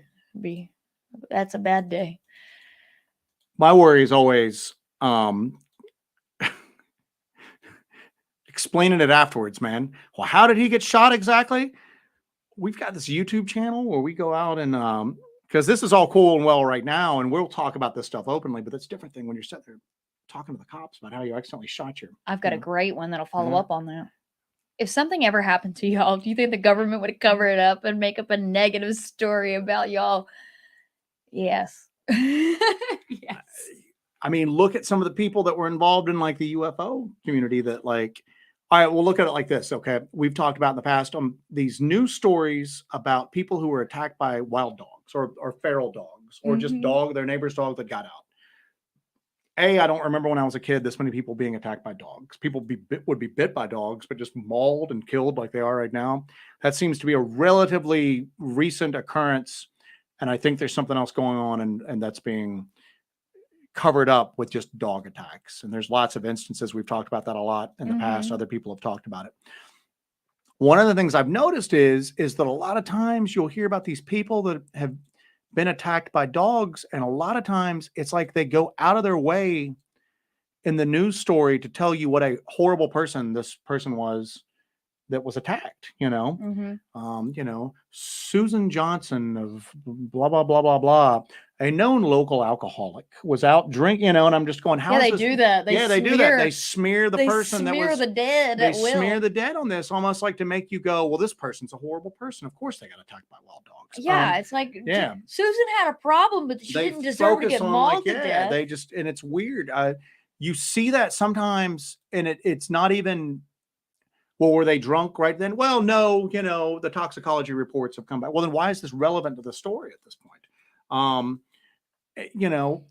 You hear about that a lot with like that highway in British Columbia where all the native women go missing. Oh, yeah. And these women go missing up. I can't remember the highway to save my life right now. But and when they describe some of the women that go missing, like a known prostitute. And then you're going, well, was she prostitute? No, she was just probably hitched. Well, it seems to me that like, let's just call a spade a spade. A known prostitute would probably have a better survival instinct than some chick from the suburbs. That's true. So you're telling me that this chick who probably has a better understanding of the gritty realities of the world was killed here. Well, that makes this story that much more interesting. But yet you've done it just to kind of make us go, well, she's just a prostitute. So yeah, they would probably do the exact same thing to us. They would probably they've done it to people. Do you think they would call you a prostitute? They would call me a male prostitute. A male. Fred Garvin. Male prostitute. And Bigfoot hunter. So, oh, that's funny. Now we have to watch that skit. Yeah. So, yeah, Jay Myers, they do train in that area. They train. It's weird too because a lot of these areas that have, it might just be happenstance, but a lot of these areas with like a lot of cryptid activity going on, there's like regular military training that goes on nearby. But we've never talked to anybody in that area that's been involved in military training through there, but it'd be interesting to see what they have to say. So Unknown said, well, sorry, wrong one. Hang on. I missed it here. No one says Susan was found dead from what appears to be an animal attack. We feel bad, but she was 3 months behind. That's how it is, man. That's how it is. It's God. Here, you entertain people for a second while I. Oh, hello everyone. Donald Alfred says, I apologize if somebody already asked this. I just joined the broadcast, but are y'all going out on any field investigations in the near future? Yes, we did a huge scouting mission this week, and we're going to be recording and going out there and investigating this week. So we have a cool spot that is really, really scary, and it's got a very dark and bloody history. And we'll tell you guys all about the history, about the area, about the incident, what spurred us going there. And it's really scary, and it's very different from anywhere else we've been. And it's kind of a different kind of situation than what we've been in before. So we're really looking forward to that and kind of changing stuff up and bringing a new element to how we do our investigations. Actually, here, I was pulling this up. It's called the Highway of Tears. And other people have made this same thing about how the fact that they keep linking these women to just who have gone missing, who are not involved in anything. So it's not like you're going, hey, she was engaged in prostitution when she went missing. You know what I'm saying? She is somebody who just may or may not happen to be a prostitute, but was in this area for unrelated reasons and went missing. So why does A has nothing to do with B? You know what I'm saying? A has nothing to do with B. And they're talking about that it's devaluing the lives of Aboriginal women, but it happens here as well. It happens with one of the ladies who was attacked by a dog and killed under really mysterious circumstances. They just kept focusing on like her trouble with the law that she had and everything like that. I'm going, what is this? Did the dogs attack her because she's got, a couple of assault charges or something like that? Is that what they're figuring out? Or are you just trying to steer the story like that? Are these dogs levying justice? Yeah, these vigilante dogs. Vigilante dogs, that's the real problem. Yeah, so. Unknown says, we saw the episode where you put the different scents. Have you thought of setting up some type of food to attract it, like roadkill or maybe barbecue ribs? That's been done before, but we have thought about doing that. But people have used dog food, spare ribs, barbecue to attract Sasquatch. Didn't the hoaxer guy do the rib thing in the homeless encampment? In that Rick Dyer, did beef ribs on the tree to bring them in. So yeah, we might do that down the road, but usually when we come up with ideas for stuff, we try to do something that nobody's done before, just because nobody's done it before. So we might eventually do it. Elijah Henderson was going to donate a vial of his blood so we could use like human blood to bait one of the camera traps one time. He was like, I'll draw like a vial of blood for you to use. And we're probably going to take him up on that eventually. So I just wanted to tell you that they are having a blast with Joe, male prostitute, gigolo. That's my contribution to the cryptid Bigfoot world. Alo is one. William Dudas, subterranean bases below the LBL. We heard stories on that. We heard a lot of stories on that.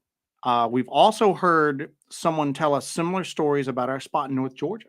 That she thought that there were some sort of like subterranean elements to it.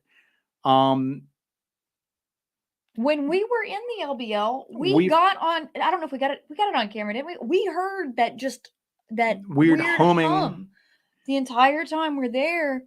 And people were like, "Oh, it was a barge." We went down to the water. There's no barge there. We heard it less when we went to the water. Oh, it was the dam that went out. We got in the car and drove to the dam that day, and the dam was not the dam. And then we came back to that area and we still heard it. And that's part of the reason why I have a couple of different spectrum analyzers. We were picking up really weird RF signals in certain parts of the LBL that you were picking up signals over by station 16 that didn't seem to be AM or FM, or it didn't seem to be cell phone. There's no cell phone signal there, but there's no cell signal. I was picking up really weird RF power signals to that entire peninsula. So I'm not as dismissive of that as I used to be. So I'm not as dismissive of that. There might very well be some sort of underground element to it.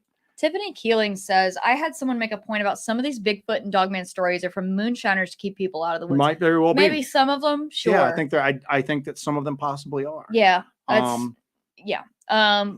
you've got witnesses who have nothing to do with that. And moonshining ain't a thing that is as big as it used to be. You talk to people that are not in that. All right, so you go out like in the middle of nowhere in like the Southern Appalachians, and like you're 2 hours away from cell signal, and you're out in an area where people are living in old school buses, you know what I'm saying, or old campers and stuff like that. And some guy at the gas station, the only gas station for like 10 miles is telling you to stay out of that area because there's Bigfoots up there and people go missing. He might very well be warning you away from like a pot grow operation or something like that. So yeah, that does happen. I just don't think it happens that often. Or if it does, it doesn't really make as much headway as like legit sightings do. So yeah. Now they're all talking about barbecued ribs. I would love some barbecued ribs right now. I'm barbecuing ribs because I'm starving right now. I'm barbecuing my ribs right here. Zero Shift 5000. If it's a humanoid, there's always a possibility it's a human in a costume. Then you just killed a dude. Yeah, I mean, we have to. That's why we don't sling every bullet you ever let go has got a lawyer attached to it. They say so.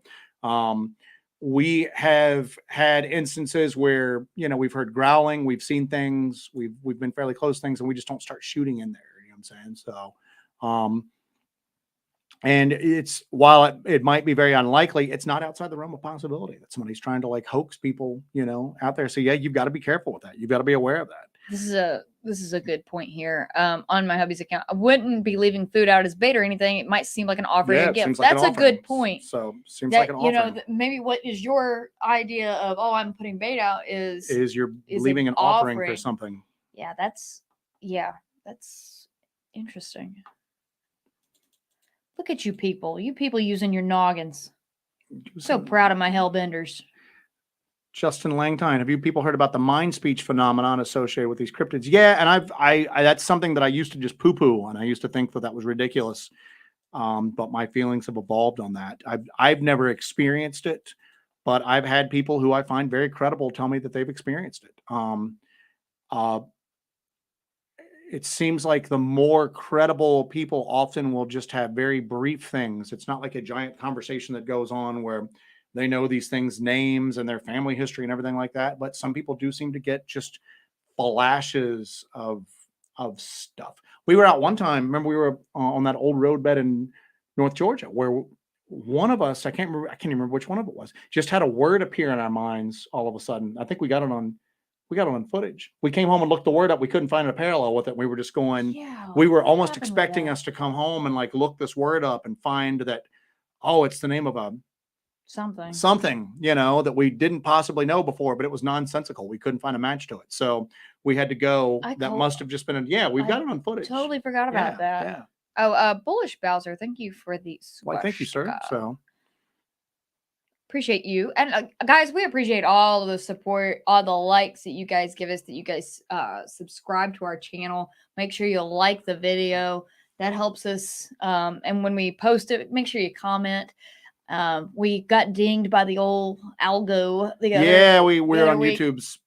We're on the bad list. Yeah, I can't even say what we said. It'll trigger the algorithm again. So we're going straight to the sin bin. So we are in trouble. So any like or share or check your subscriptions, please. Check your subscriptions, because we lost a lot of subscribers and we've been really like 150 subscribers. We've been down in a lot of stuff since we made the boo-boos. So we will behave. We're being good. Anyway. Yeah. Headhunter Trading Company. Have you heard of the story of the Kandahar Giant? Yeah, I have, and that's something I go back and forth on. I don't know, man. That's got all the elements of a good story. I just don't know if it's true or not. I don't know. I wish that there would be some continuation of that, and there would be. I mean, that's obviously none of us are flying to Afghanistan and running around the mountains right now to look for it. So I don't know, but that's very intriguing to me. Very intriguing. And if that was going to happen, that would be one of the parts of the world I think something like that would happen in. Stephanie Light says, I've experienced mind speak, loud metal sound, and was chased by a being, seemed to have jumped out of a dumpster near the woods. Get Stephanie out of Light, there. We would like to hear that story about you being chased by. Yeah, I'd like to hear a detailed story. And I'd like to hear your a loud, metallic sound story as well. So, wow. Okay. Yeah, I'd like to hear about that. Cameron Parrish says, how many accounts have you heard of Dogman swimming across water? In the LBL,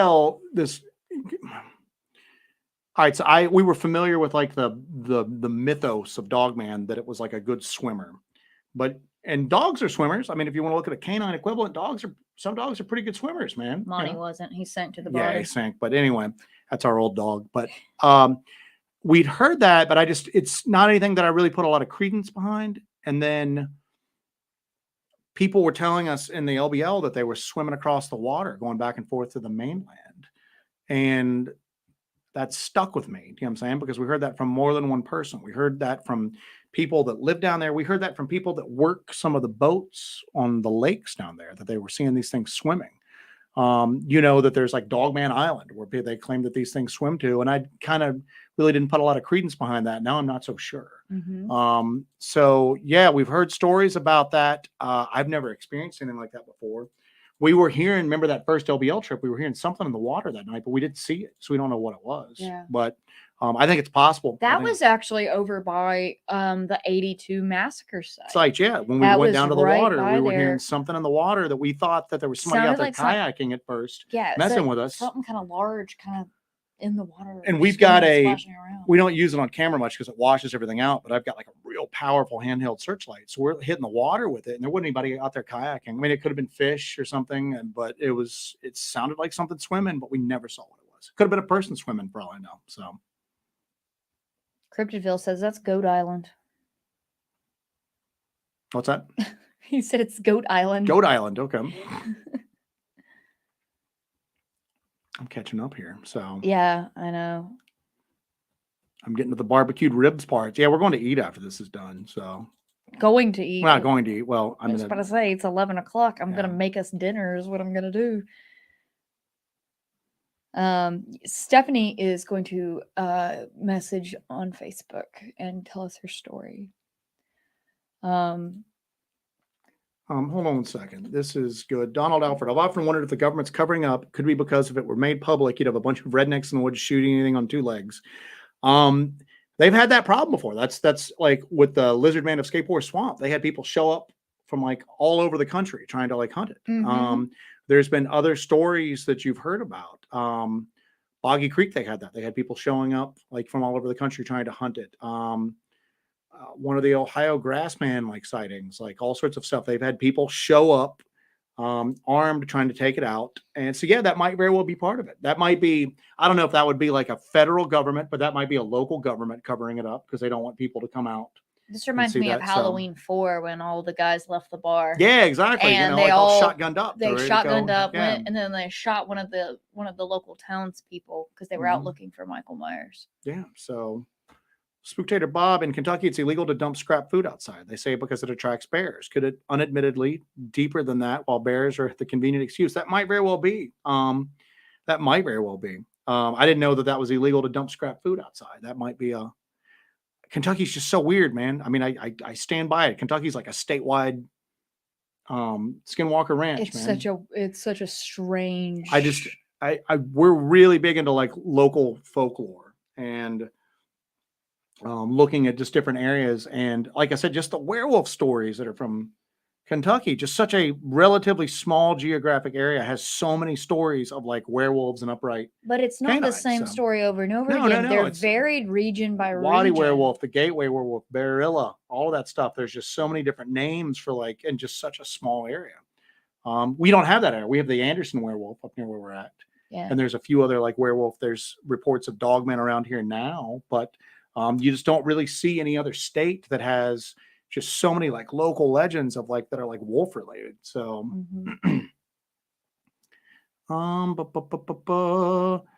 Jeff Adams talking about the Giant of Kandahar. Yeah, I've heard that L.A. Marzulli has done some stuff on that. I've never actually heard it, but I'll have to check that out though at some point. So I'm familiar. I know that he's looked into it more, but I've never heard I don't know if he just has a report or he actually has presented the person who is as an actual witness on it. So Jeff Adams says, I used to go caving in Southern Sky. You got to wonder if they're coming out of one of the cave systems. The cave systems in Kentucky are amazing, like amazing.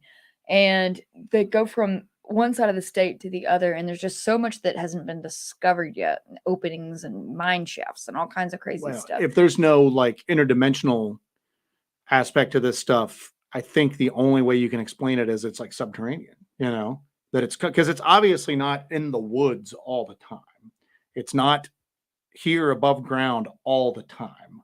So it's either coming from somewhere else. That means like another plane of existence, another dimension, whatever, or it's coming from out of the freaking ground, man. I mean, you could just I know that you've all seen that overlay of David Paulides' missing 411 map and the U.S. cave systems map. You guys have probably all seen that. Every culture has stuff about monsters coming out of the ground, monsters coming out of the ground. So yeah, I think that there's a huge possibility of that that at least some of these things are subterranean.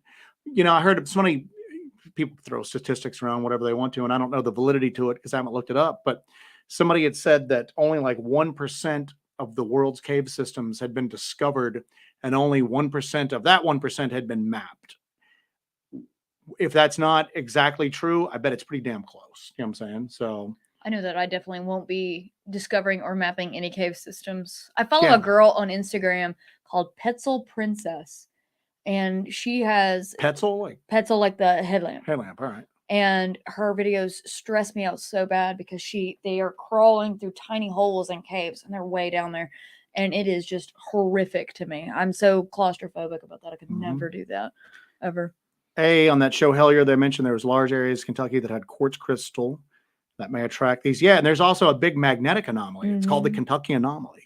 It's like there's just so much weirdness about Kentucky. And then I want to go into this, that all mammals can swim except for giraffes and apes. I didn't know that. A squirrel can swim? I guess so. A wombat? What? We are getting hungry. We're losing the light in our eyes. Yeah, we're gonna wrap it up here in a few minutes. So all right, guys, we're gonna do last call for alcohol. So finish your whiskey and beer. We're gonna do last call if anybody wants to input anything, ask anything. Yeah. We appreciate you guys joining us, man. Yeah, we took a week off. We're all charged back up. Yeah, we're sorry we took a week off, but we really needed to. If you guys watched the Devil's Night live stream, you know that we my lungs were wrecked. We put ourselves through the paces on that one. Psychosomatic. Start coughing as soon as I say that. So, Contagious Cajun says, "I'm a mammal and I can't swim." Are you sure you're a mammal? Have you been tested? Have you been tested? Mammal test. So, all right. If anybody's got anything you want to bring up or ask or anything like that, speak now. Toss it in. Stepping Light just had some green curry. Stepping, I'm starving. I'm so hungry. Zero Shift. I'm sorry you asked earlier and we missed that, man. Hold on, me. But any word on merch with the current logo behind you? We don't really have anything with that. We have a Teespring shop that we just kind of threw up. We don't really do anything with. Matter of fact, we're probably going to switch that just because. Yeah. So because I'm not happy with the quality of the Teespring t-shirts. Don't order anything from Teespring. Yeah. Okay. Don't order from that store. We are probably going to. It's weird because we've tried to avoid being like overly commercial with a lot of this stuff, but a lot of people do want to like help support it. And a lot of people like that logo, and it is a cool logo. Which we cannot. There are t-shirts with that logo on it. We tend to just give them away at events. That's the only way anybody has ever gotten one is because they've been given one. We've never sold one. We went to the Dogman conference. We got like $600 for the t-shirts made up and just gave them all. Yeah, we gave every single one of them away. So if anybody's ever wearing one of those, they've never purchased it's somebody that's like met us. So that's kind of been the thing with those. But a lot of people seem to really like that. So I think we're probably going to start. Just don't go to Teespring. We'll let you guys know when we get it out. Yeah, because we'll do that logo. Because these t-shirts are actually hand screen printed by a friend of mine. He runs Agenda Trading Company out of Baton Rouge. But every one of the t-shirts with this logo here that we have, they're black t-shirts. They're very, very high quality, and they're hand screen printed by my buddy in Baton Rouge. He's a stay-at-home dad, and so it helps a local business and a small business. So we'll do that through them, but they're going to be more expensive because they are super high quality t-shirts that are hand screen printed, and the quality is just top notch on them. Yeah. So, but we will let you guys know if we're going to do a t-shirt thing. We might do a pre-order just because we can't have our house stuffed with boxes of t-shirts. So we'll let you guys know about that. And just a small batch. We kind of want to keep it in small batches too. Oh yeah. Because it's Johnstead Farm is asking, are you going to Crypticon this coming weekend? We are not. We are not going. I hope everybody that goes has a ball. We're not going this year. It's a time thing. We've got a lot of activity going on in that area where we caught that weird audio, the growling and the clicking. We don't want to tear away from that for a weekend. We'd like to go, but the big thing about this is always the first thing is like the actual like field research, like the field investigations. So there's just too much going on there for us to go to. We don't have any professional commitments at Crypticon, Yeah, so we're there's not- nothing that we have to attend or have to participate in. So we're not going to go. Grace W, thank you. Thank you, Grace. Appreciate Thank you, ma'am. it. And I hope everybody that goes has a ball. Oh, you will. You'll yeah. have a ball. Yeah. Again, make sure that if you are going to Crypticon that you patronize the vendors. Everybody is really, really awesome. I know Map and Black is going to be there. Jonathan Dodd is going to be there. Who else is vending that we know? Easton Hawk illustration. Yeah, we Easton bought Hawk, we'll prints from him last year. They're amazing. He's a great artist.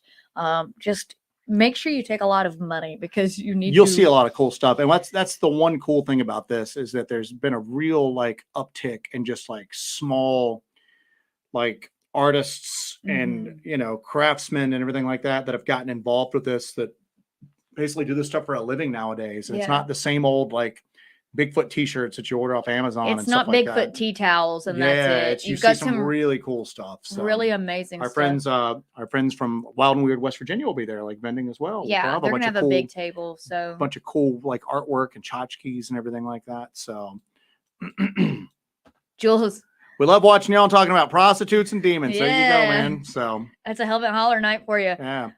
Jules, that's a Hellbent Holler t-shirt for you right there. Hellbent Holler, prostitutes and demons. Yeah. Jules said, really enjoyed this episode, covered just about every base. Yeah, every live stream just has its own flavor, doesn't it? We thought about doing like topics, like topical for like the live stream, and then it's just like, why even bother? Because we're not gonna like stick to that. No, because we like try to being.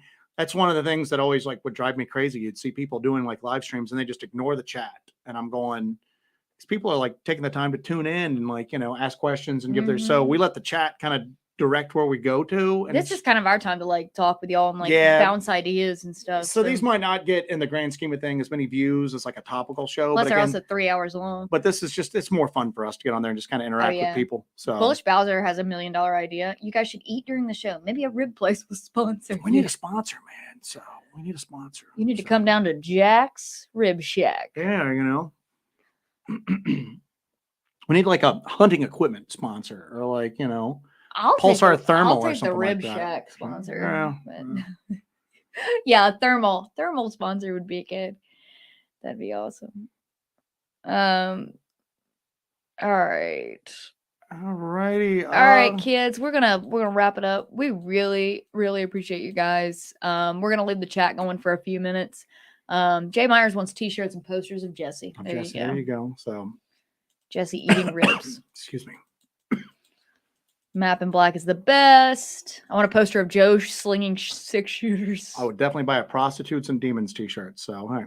Prostitutes and demons. All right, we're gonna sign off, guys. Yeah, we're gonna leave the chat going. Hey, Tracker, I just saw you on here, man. I'm sorry. How are you doing, buddy? So, all right, everybody, we're gonna leave the chat going. We appreciate you guys popping in and sticking around with us for a few hours here. We appreciate everybody who showed your support. That's just gonna go into equipment. Yep, we really appreciate it. Y'all are the best. I say it all the time. I missed you guys when we took off the week, but we had to do it. Sometimes we need to do that. But we really appreciate you guys joining us and taking time out of your busy day to hang out with us and listen to us yammer on and asking all the really cool questions that you guys ask. You guys are, we constantly talk about that the people that we interact with and our viewers are some of the most insightful, thoughtful people involved in any sort of cryptid research. And every week, even the ghosts agree. Every week, somebody chimes in with something that we had never heard of or thought of, or that changes our perspective. With the Native Americans holding their hands up, so you could see how many fingers they had to identify them. It's like I never knew that. That's fascinating. So this is like a real learning experience for us to get on here with you guys. Yeah, thank you guys so much. Y'all are just completely badass, and we appreciate y'all so much. And we're signing off because I gotta go grill some steaks, kids. So, all righty. Thanks, guys. Thank you guys so much.